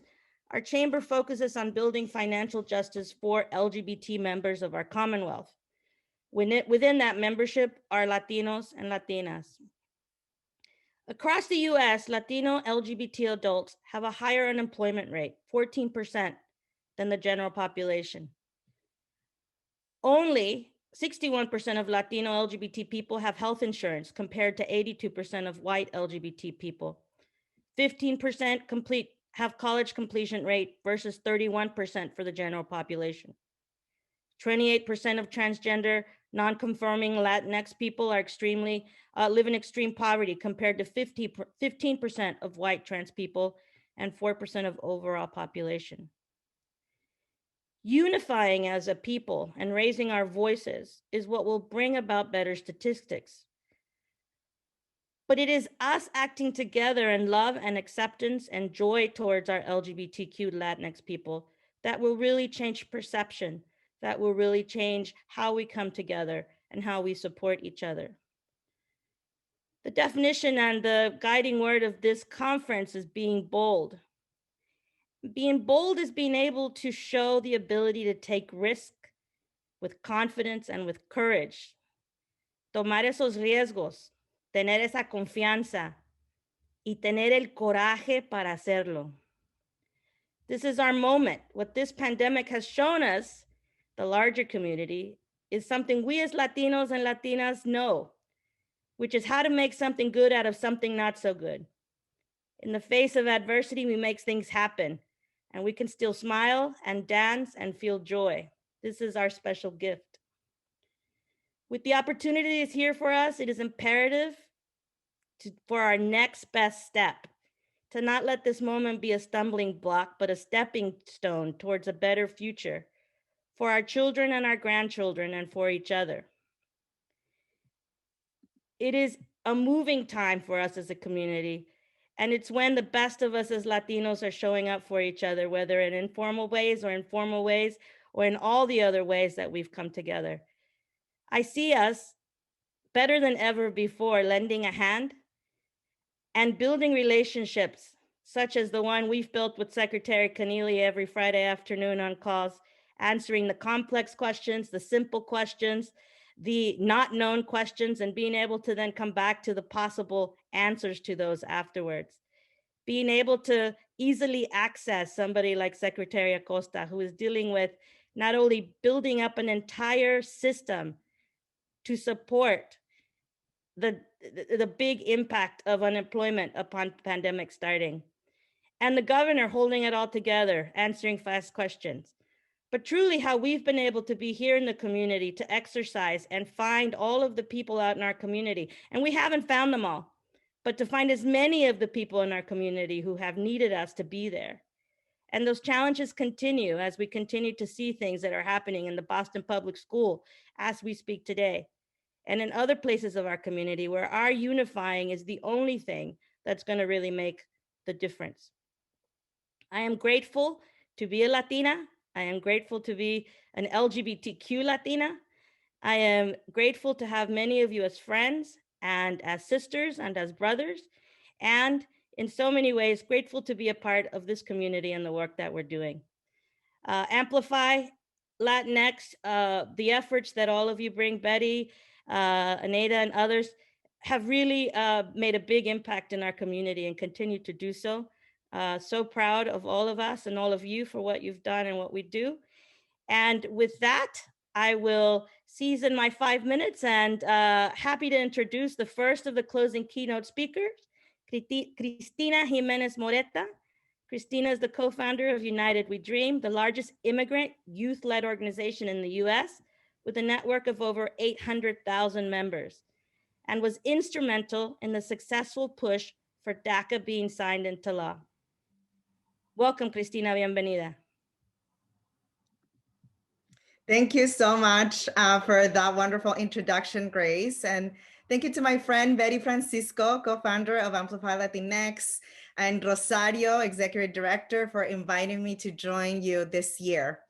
My name is Cristina Jimenez Moreta, and I am so honored to be with all of you, mi gente Latinx, to build community, lift each other up, and amplify the power of our community. Like many people in our community, my family and I fled political turmoil and poverty in Ecuador and came to this country in 1998. We came seeking a better life. We had heard that the US was a country of freedom, of justice, of equality and opportunity, where everyone, regardless of their immigration status or where they came from, could accomplish their dreams. We believed this was true. We had big dreams of having good jobs, food and shelter, and an opportunity for my brother and I to go to school. But quickly realized that the country that claimed to be a nation of freedom and justice made us unworthy of freedom, dignity, and our humanity because of the color of our skin and our undocumented status. We lived in fear of racial profiling by the police, deportation by ICE agents, and work exploitation. My brother was stopped and frisked by a police officer when he was only 11 years old. Why, you may ask? Because he was a brown kid walking on the streets of an immigrant neighborhood and therefore suspicious. The experience of my family is not an isolated one. Millions of people in our Latinx community, regardless of immigration status, are racially profiled and targeted by the police every day. Latinx are killed by police nearly double the rate of white Americans. Millions of people in our Latinx community, Black and brown, have also been deported and separated from their families. Thousands of our children from Central American countries seeking refuge have been put in cages, separated from their parents. Thousands of them still separated 3 years later. Some of them have even died in custody of immigration authorities, like Jacqueline Calmaquin, a 7-year-old indigenous girl from Guatemala. To tell these children and families living in fear and seeking refuge in our country, do not come, cannot be the message that we stand by as a community and as a country. Because see, the fact that our community is treated this way, and that Black people and indigenous communities and Latinx communities have been disproportionately impacted by COVID, it's not by accident. This is all by design. To understand why our community is impacted in this way, we must face the truth about the country. Our country was colonized and founded on the idea that some race, the white race, was superior, and that an economic model that exploits people would generate wealth. This led to the genocide of the Native American people that lived in this land and the enslavement of Black people. This ugly truth of the origin of our country has defined and shaped the laws, the systems, the policies, and the culture that we live in.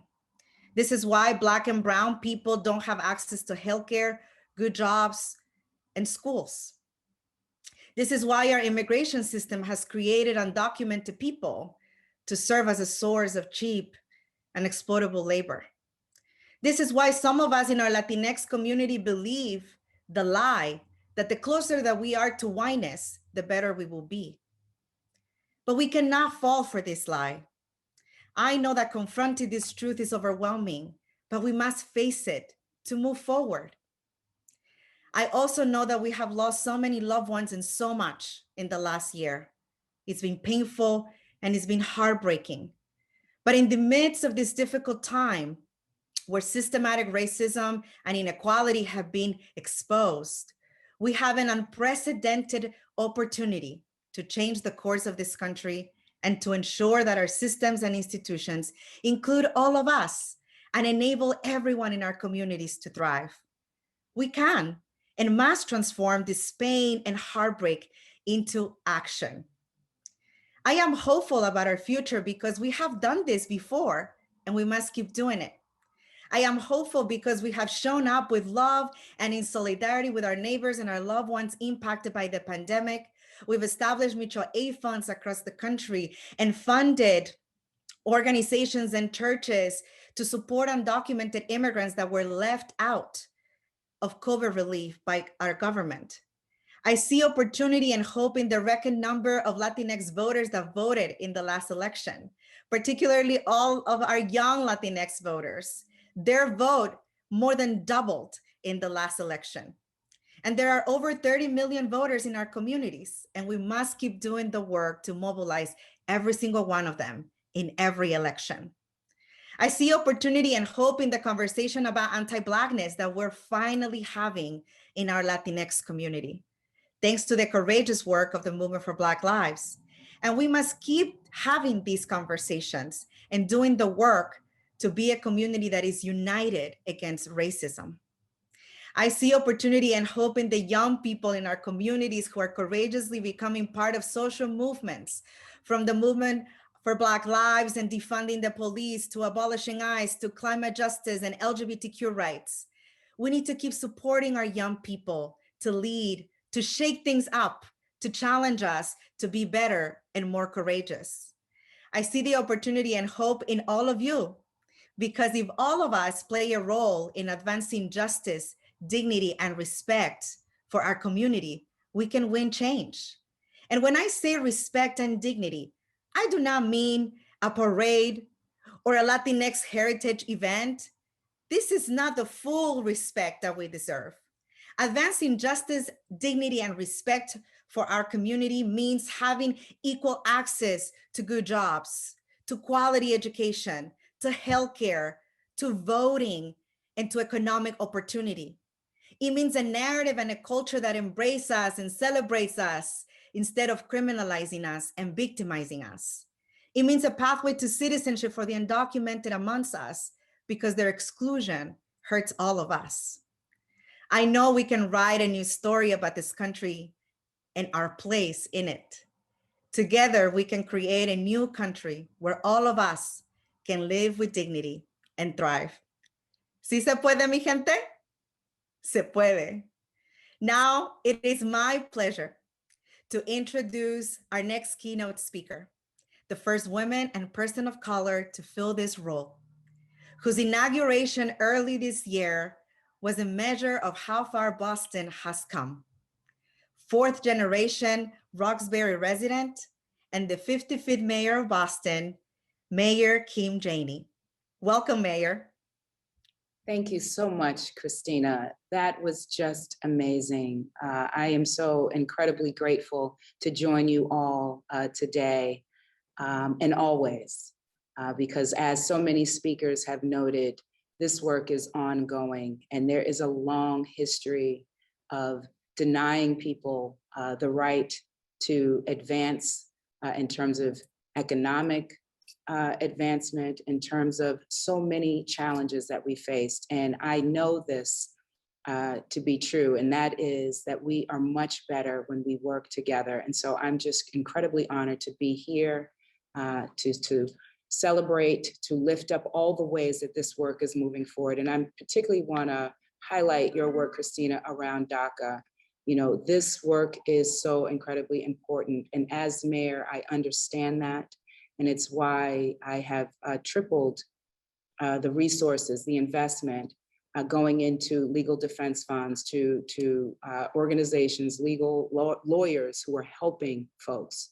We should not be fooled. While we've had an awful 4 years of a tyrant in the White House, just because that tyrant is gone does not mean the threat is gone. And so we have a lot of work to do. And I'm just grateful to be able to do that work together with folks on the Zoom and beyond. For folks who don't know, my name is Kim Janey, and I do have the honor and the pleasure of serving as the 55th mayor of Boston. And in the first time in 199 years, I am the first woman mayor and the first Black mayor for the great city of Boston. And that is just, I think, a true testament, one, of how far we have come in terms of making gains here in the city of Boston. But the fact that it took 200 years should tell everyone here that we have a lot more work to do together. And I want to, before going on, just thank Rosario for your leadership as Executive Director of Amplify Latinx, and certainly the co-chairs, Betty and Aneda, for your work and for your leadership.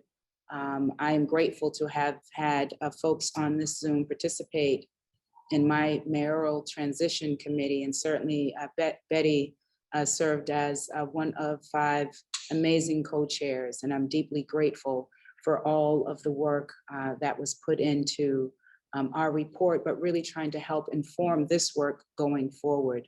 And there is a lot of work to do. First, just stepping into the role as mayor, somebody who grew up in the city of Boston, born and raised, I saw all of the many ways that people who looked like me, who looked like you, were denied opportunity. We know of Boston's reputation, Boston's history, in fact. Some of it is good. You know, we are the first of, in many ways, in terms of leading the nation, and certainly the birthplace of democracy. And there's a lot to celebrate there, but we also have a history that has denied people opportunity. And as a little girl, I was bused during some of the darkest days in our city to Charlestown, and experienced firsthand, ugly racism with racial slurs and rocks thrown at me simply for attending school while Black. And we have certainly come a long way since those days. And on my very first day as mayor, it was really important for me to go back to my middle school in Charlestown. And when I did go back, it was incredible to see the children who were so engaged in their work and not having to be in a classroom where the baggage of racism was with them every single day. And that's not to say racism is gone, because it isn't, and it still impacts our kids every single day. But it's different. It's a different kind of racism, and we have to stand together against that. And so while I was able to go back, I saw children who were learning about this time in our city's history, learning about the desegregation era and all of what that meant in the 1970s. And then to be able to stand there as someone who went through that as a young girl myself, as a middle school student myself, and talk about my experience, but also to stand there before them as the first woman mayor and the first Black mayor, it was pretty incredible. And I say that because we have come a long way, but we clearly have a long way to go. And the evidence is right before us, all around us. When we think about COVID-19 and the ways that COVID disproportionately impacted the Black community, the Latino community, not just in terms of confirmed cases, but also in deaths. And it disproportionately impacted us because of all of the pre-existing inequities that have been with us. And these are inequities that have been created over time, over years, decades, and centuries. And so we have a lot of work to do to get beyond this. And I'd like to view the obstacles that are before us. There are certainly unprecedented challenges in the city of Boston. And I have stepped in as mayor at a very challenging time in our city. But these obstacles I view as opportunities for us to come together as a community to tackle these challenges together. I'm really grateful for members on my team who have helped lead the way. And I want to talk just a little bit more about COVID-19. And under the leadership of Chief Marty Martinez of the Health and Human Services Department, we have come so far in battling this pandemic. And while we have seen disproportionate impact, we are now at a place where we have the overall city positivity rate at a historic low of 1%. That is in large part due certainly to Chief Martinez's leadership and the work of our partners in the healthcare world, but also our folks on the ground, on the front lines, community groups and organizations who have been working hard to get the vaccine out. My job as mayor and what I've always focused on in my entire career are issues of equity, inclusion, and opportunity. So I knew when I stepped into this role, because of everything that COVID laid out for everyone on Front Street to see, was we had to be laser-like focused on equity, on issues of racial justice, on issues of inclusion. And when it comes to the pandemic and getting the vaccine out, in the very first week, I knew we had to do better because I saw all of the ways, like all of you did, how this was disproportionately hurting our community. And so I launched a vaccine equity grant right in that first week of $1.5 million so that we could partner with community organizations who had trusted relationships, working with residents in the hardest hit neighborhoods with vulnerable populations to make sure we were meeting people where they are. And so now we are at a place where we still need to focus on getting this vaccine out. When I reopened the city a couple of weeks ago, I made available another $1.5 million, bringing that total to $3 million so that we could continue this work. We have more than 50% of residents in Boston fully vaccinated. And we know that the second half is going to be more challenging because there are people in our community who still have questions. And so now, beyond creating access, we have to make sure we're doing more to link up with people on the ground who have these trusted relationships, who can help encourage folks who need to get the life-saving vaccine. And this has allowed us, and I don't want to leave out the residents of Boston. So we've partnered, obviously, with public health, community health centers, community groups, but it is the residents of Boston who have also been doing what is needed to make sure that we are protecting ourselves and our loved ones, and who have gotten us to this place of 1% positivity. But we also know that in some of our communities, the positivity rate is a little higher, particularly in communities of color. And though while it's at a historic low overall, we still have a lot of work to do in making sure we are meeting people exactly where they are, because this is an issue of life and death. That is what we saw with this pandemic. And it's not enough just to tackle the health challenges that the pandemic brought on, but also the wealth and the opportunities for wealth creation. Before I came into office, shortly before I came into office as mayor, it was made public that the city of Boston was spending $2.1 billion over a course of a number of years on city contracts, and that less than 1% was going to businesses owned by Black people or businesses owned by Latino leaders, as well as women. So we know that there are huge inequities that we face. And one of the first things that I wanted to do as mayor was to make sure we were tackling that longstanding issue, because this wealth gap that we have in Boston, and it's often stated that for white residents, white households, it's $247,500 net worth, and for Black, it's $8,000. But we know in the Latino community, it's even lower. For Dominicans, it's zero net worth. So we have a lot of work to do to close that gap. And the way we close the gap is through ownership. And so when it comes to business ownership, we are doing a lot to support small business. And I think I saw Natalia Urtubey on this Zoom, who is doing a lot of work to support small businesses. And in terms of the city contracting, I appointed Selena Barrios Milner to be a cabinet chief and lead the Office of Equity, Inclusion. She is the only Latina serving as a cabinet chief now, and she's only the second one that I know of in all history to lead a cabinet. And so I am very much committed to diversity in my team, on my cabinet, to do this work. And we have a record number of women of color as cabinet chiefs, 6 women of color who are leading this work. And Selena's work is so incredibly important because it is focused on equity and inclusion. And that has to be in every single department, not just one department, as we tackle issues of procurement and city contracting to close that gap and make sure that people of color, specifically Black businesses and Latino businesses, have opportunities to do business with the city of Boston. We know that beyond city contracting, home ownership is important to close a wealth gap in Boston. And so yesterday I announced an initiative where we are expanding the work that we're doing to create opportunities for home ownership in the city of Boston.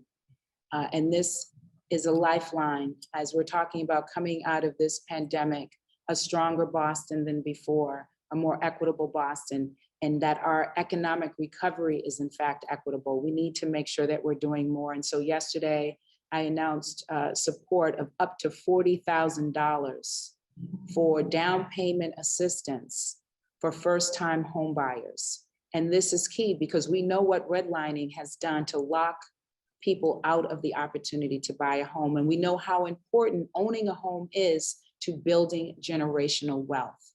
And that is the opportunity that we have been denied. And so we've got a lot of work to do. And I'm proud to report that this particular program is really helping, most of the people who are buying homes through this program, 70% are people of color in communities of color. And that is huge. We also know that education is a big issue in our city, and that is the thing that can help level the playing field. I have dedicated much of my career, long before I was an elected official, long before I became mayor, in doing work on education advocacy. And I see Samuel Hurtado, who I think is here. He is one of my senior advisors. And we did this work together on the front lines, pushing and advocating to improve Boston Public Schools and making sure that there were parents and students who were engaged in their own issues that impact them, helping them to become better advocates because they needed to be at the decision-making tables because all of these decisions were impacting their lives.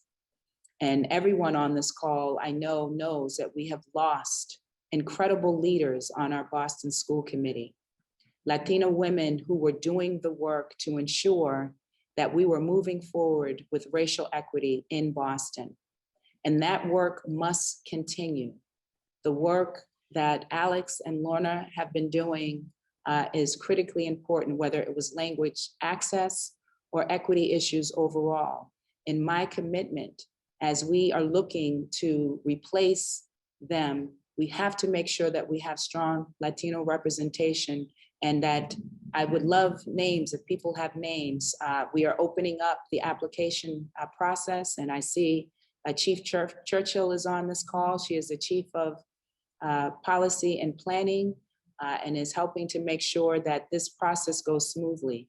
There is a lot of important work underway already in this space when it comes to equity and inclusion, namely the work that is happening around exam school admissions and trying to ensure that there is a process by which more students of color can be included and admitted to our exam schools. That is the work that is already underway and needs to continue. And we need good school committee members to help ensure that this work does carry on. And so my commitment is to make sure that we are filling the void of Latina leadership on the Boston School Committee, because it is not just important for this one issue. This is important for all of the issues that we are tackling in our schools and trying to create opportunities for our students, whether that be ethnic studies, whether that be language access, the work that we're doing for English language learners, language learners who have disabilities, the expansion of dual language, which I have been a champion of for a long time, because I understand how important it is and how successful these programs have been when supported and invested in. This is the work that we have to continue to do together. And that is my commitment as mayor of Boston.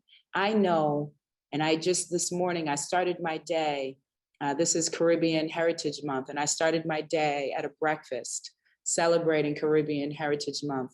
I know, particularly when it comes to the Latino community that comes from the Caribbean, it is very much interconnected with the experiences that my ancestors have faced. And it's a matter of where people landed in this country, and that our work and our success depends on how we come together as a community. And so I'm just grateful to be here on this Zoom with you, but more important, grateful for the opportunity to lead the city of Boston, to work with you as leaders in the Latinx community to continue to advance issues of racial justice, of economic justice, and to make sure that the folks in our city who historically have been left out are lifted up.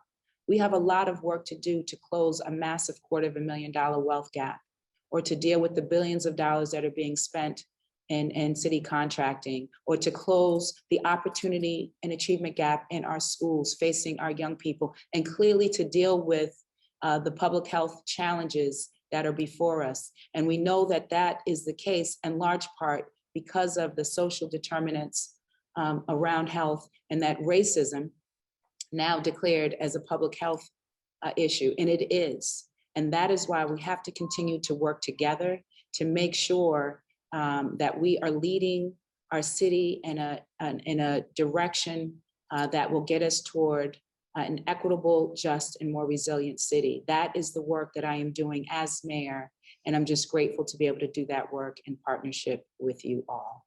So thank you so much for the opportunity. It is a pleasure to be here, and I look forward to continuing to work with you. Thank you. Incredible. I want to thank Christina and Mayor Janney for your advocacy, your sacrifice, and your commitment to public service. It's really remarkable. Next, I'd like to invite Juliana Uterbe, the 2021 National Teacher of the Year, to share a few short words and introduce our final keynote speaker of the day. Hello, everybody. My name is Juliana Urtubey, and I'm the 2021 National Teacher of the Year. If my last name sounds a little bit familiar, it's because it should. My wonderful, fierce sister, Natalia Urtubey, works for the city of Boston, and it is such a joy to be here with you all today. Like so many people on this call, like so many of my students, my migration story mirrors theirs. Our family was born in Colombia, in Bogota, Colombia, during the height of the Civil War. And my parents wanted to raise my sisters and I in safety. When we arrived to the United States, the schools that were within our reach were gray and didn't offer my mom the confidence that these schools would nurture my identities, my cultures, my connection to my sisters and to my family. So my family leveraged the skills and the privilege that they had to find a magnet bilingual program where my sisters and I could truly connect to our new country and also maintain our identities. This informed my practice. This informed my life and my career. I knew I wanted to be the kind of teacher that did the same thing for their students, did the same thing for families. So I promised myself that I would be the kind of teacher that not only taught students, but included families and communities into everything that we did. In Las Vegas, Nevada, we were able to build a huge garden program that started off as just 5 small garden beds and grew to span almost 20,000 square feet of unused grass in Las Vegas. This is kind of normal over here on the West Coast. Schools are very, very big and we have a lot of space. And so what we did was we transformed these spaces into spaces that families and children could create a place of joy and justice. This year, as National Teacher of the Year, my platform is that all children deserve a joyous and just education. And by joy, I mean that all children have a deep sense of belonging at their school, because there is joy that is continual and continuous in each part of their education. And by just, I mean that all the adults, all the stakeholders are working night and day to ensure that we are addressing access barriers, that we are addressing inequities, racism, and other exclusionary factors in public education, and that we are creatively designing solutions to these issues, that we're doing so with the work or with the voice of our students and their families, that teachers and staff members are becoming parts of communities, and that we're blurring the fences that divide schools from the community. It has inspired me to be bold and to know that change is possible, because I get to see the impact on my students every day. My garden club students call themselves the gnomies. We're gnomes who are homies. We are gnomes who caretake of the garden, but it's become so much more than just taking care of the garden. It's become an action to take care of each other, to promote community and family wellness. And during this last year of COVID, we have definitely all understood how interconnected we all are. All of the systems that revolve education dictate the equity that we will find within education: fair housing, fair wages, accessible Medicare and healthcare for all, beautiful outdoor green spaces, that our families can start businesses and generate intergenerational sustainability, that our children grow up knowing that their voice has power. And so it is with great honor that I embark on this year as one of the first Latinas to ever be the National Teacher of the Year, the third special education teacher to ever be a National Teacher of the Year, and the first teacher from Nevada. So it's my great honor to be able to introduce to you U.S. Representative Adriano Espaillat from the 13th Congressional District in New York. Congressman Espaillat is Dominicano and prides himself in being one of the first previously undocumented members of our representational body. I know serving students who have undocumented status and mixed status within their household, what a beacon of hope this is. We know that access is all that community needs in order to achieve these levels of joy and justice. So thank you, Congressman, for your work in community and family care, for uplifting healthcare, education, youth programs, job creation, small business, the rights of immigrants, fair wages, because you are not only the reflection of your community, but you are also the bridge to your community and the bridge to a better tomorrow. Thank you to all of the distinguished guests for inviting me. It has been an absolute pleasure to join you, and I hope to see you soon in person. Thank you again. Muchísimas gracias. Thank you, Juliana. And what a thrill it is for me to be introduced by a teacher. Teachers in our community, in our culture, have halos around them, because in many ways, and in many cases, they spend more time with our children than even parents themselves. And so we entrust our kids that are so important and valuable to us, to teachers. Y el ser un maestro es un apostolado. And I also want to thank Rosario Ubiera Minaya and Amplify Latinx for inviting me. I bring you greetings from New York City, from Washington Heights. Yesterday was the launching of the critically acclaimed film, In the Heights. I encourage all of you to watch it. It is a modern version of West Side Story without the gangs. And I think it was so important that It brought a very positive message about Latinos, not just in Washington Heights, which is the gateway to New York City, right at the shores of the George Washington Bridge and the Hudson River, but about Latinos all over the country. So I want to thank you for inviting me and say to you that Amplify Latinx means not just finding our voice.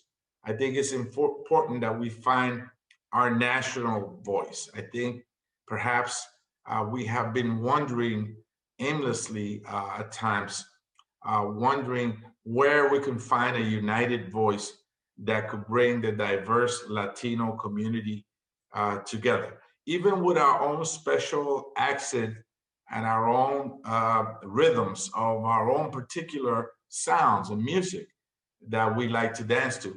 We gotta find our voice and to develop a clear and precise message across the nation that's unequivocal about what we stand for, what we need, and what the solutions are. And I believe very strongly that in order to do that, we must amplify our message regarding our diversity and who we are, whether you are Mexican, Puerto Rican, Cuban, Dominican, Central, South American.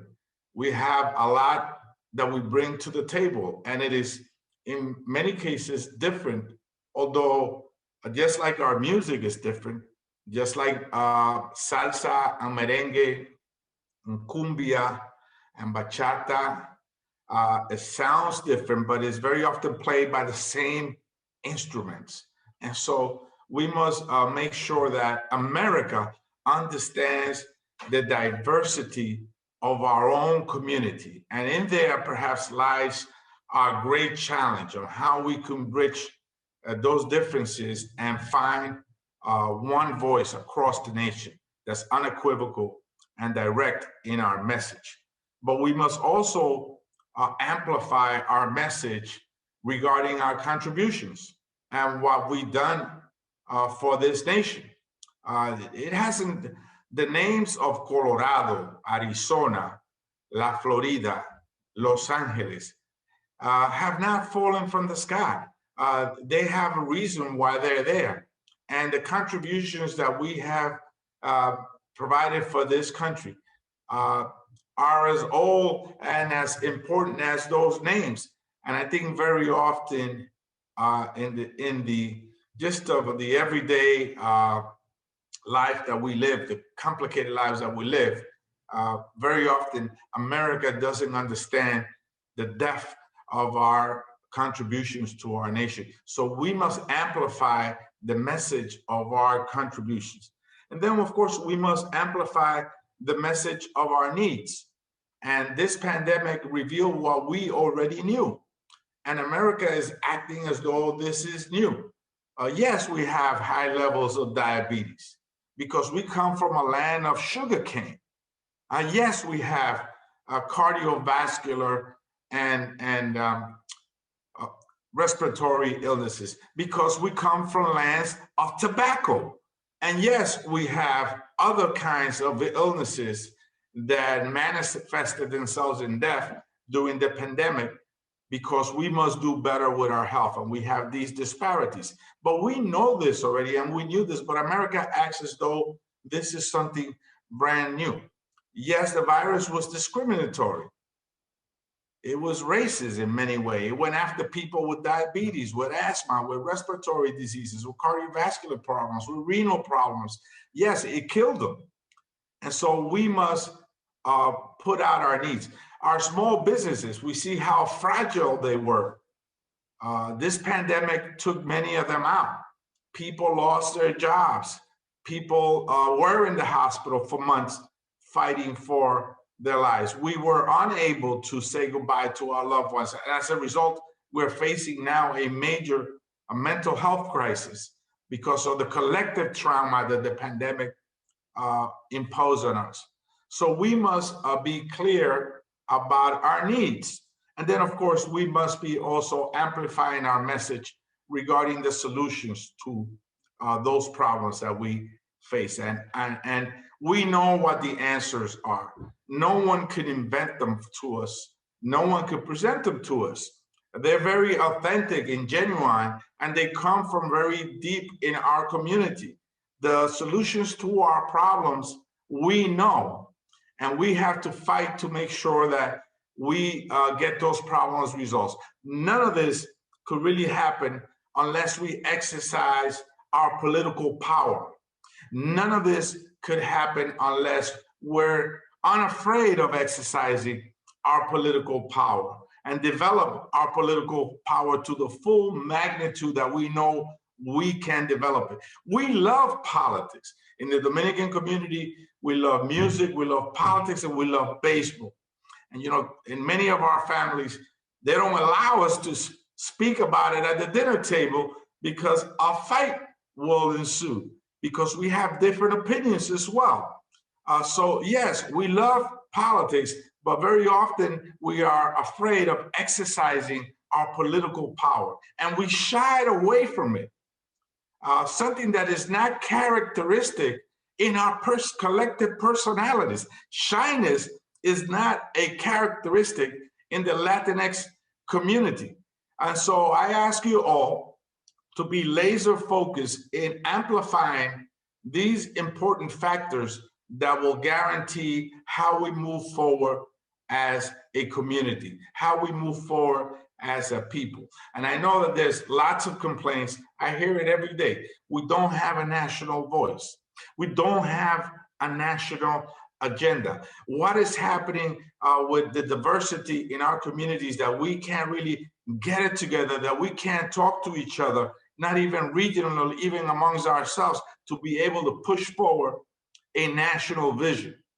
Those are the challenges that we're facing, and they've been there for a long time. Issues like the pandemic now have made this so much more urgent. So I thank you for this opportunity. I leave the task at hand. I think it's important that we continue to have this discussion. Out of this discussion, hopefully the leadership will emerge that has the tools and the energy to move that forward. So I thank you for this great opportunity again. Bring you greetings from the great state of New York. God bless you all and keep the faith. Thank you so much. Thank you so much, Congressman Espaillat. Proud Dominican here. It's such an honor to have you, as well as Juliana Urtubey, as our closing keynotes this afternoon. It has been such an empowering day. We are taking the task that you just mentioned in taking this on and continue doing this work. I feel seen, heard, and inspired today. We witnessed an exemplary example of representation of Latinx, Black, and Brown leadership. This is always a memorable and powerful event, but I might be a little biased. So I hope that you all enjoy it and that you feel as empowered as I feel. And that you leave today with a sense of pride, but also a sense of responsibility to continue our collective effort. As always, we welcome your feedback to continue improving our conference. Feel free to connect with me, to put the feedback on the chat. We always looking for ways to make this better and be more inclusive of Latinx representation at every level. Thank you to our stellar lineup of speakers. Each one of you brought a critical perspective to inform our movement. We are so grateful for your leadership to ensure the upward mobility of our Black and Brown communities. As Dr. Sebastian Hamilton said earlier, we must be intentional, tactical, and strategic to then execute. So let's keep those words in mind when we move into drafting a shared Latinx policy blueprint, one that represents an intentional direction to the economic mobility of Latinx in Massachusetts. We must have a solid organizational and financial foundation to expand our impact and ensure the sustainability of our work. Pursuing a transformed and racially inclusive recovery will take long-term commitment, persistence, leadership, and resources. So for that, we need funding to continue organizing and leading a Latinx Power Coalition and presenting programming and opportunities like this one today. Please continue being an ambassador of our mission and support by donating at any level possible to you. Donations go to building our capacity. Share this with any other people that you know who might be in a position to give. We're gonna share the link in the chat. If you can give today, that would be amazing. If not, just share it with others and let's make sure that we continue being ambassadors of this work. A special thanks to our MCs, Brian and Angelique, for keeping us moving through the program. You were both fantastic and we were so happy to have you. My gratitude to our funders and our sponsors. The board of directors of Amplify Latinx, they are a working board. These are individuals and leaders that will roll up their sleeves and do the work, as well as our advisory board, hosting committee, staff, and volunteers. Also to our breakout session leads and panelists, to our fire starters, you were all extraordinary. Very special thanks to Alan Shaw for his great work and for working closely with me and the Amplify Latinx team to help us coordinate this virtual event, which all should be held accountable for taking the leadership to push for resource allocation and advocate for policies supporting our long-term vision.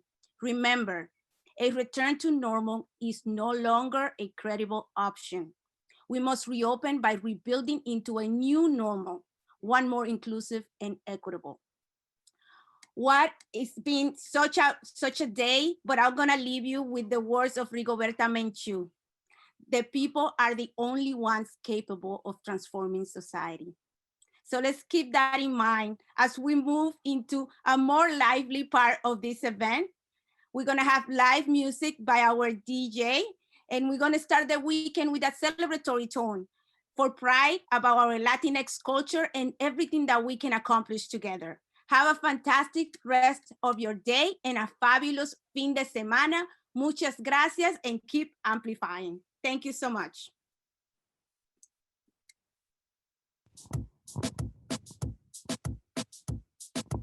Thank you, thank you. Thank you, Rosario. Welcome back, everyone. Again, my name is DJ Avetta from New York City. So excited to start this party off. We're gonna have some fun. I love to dance. I'm going to be dancing this whole time. So if you guys want, feel free to turn off your cameras and dance with me. We're going to celebrate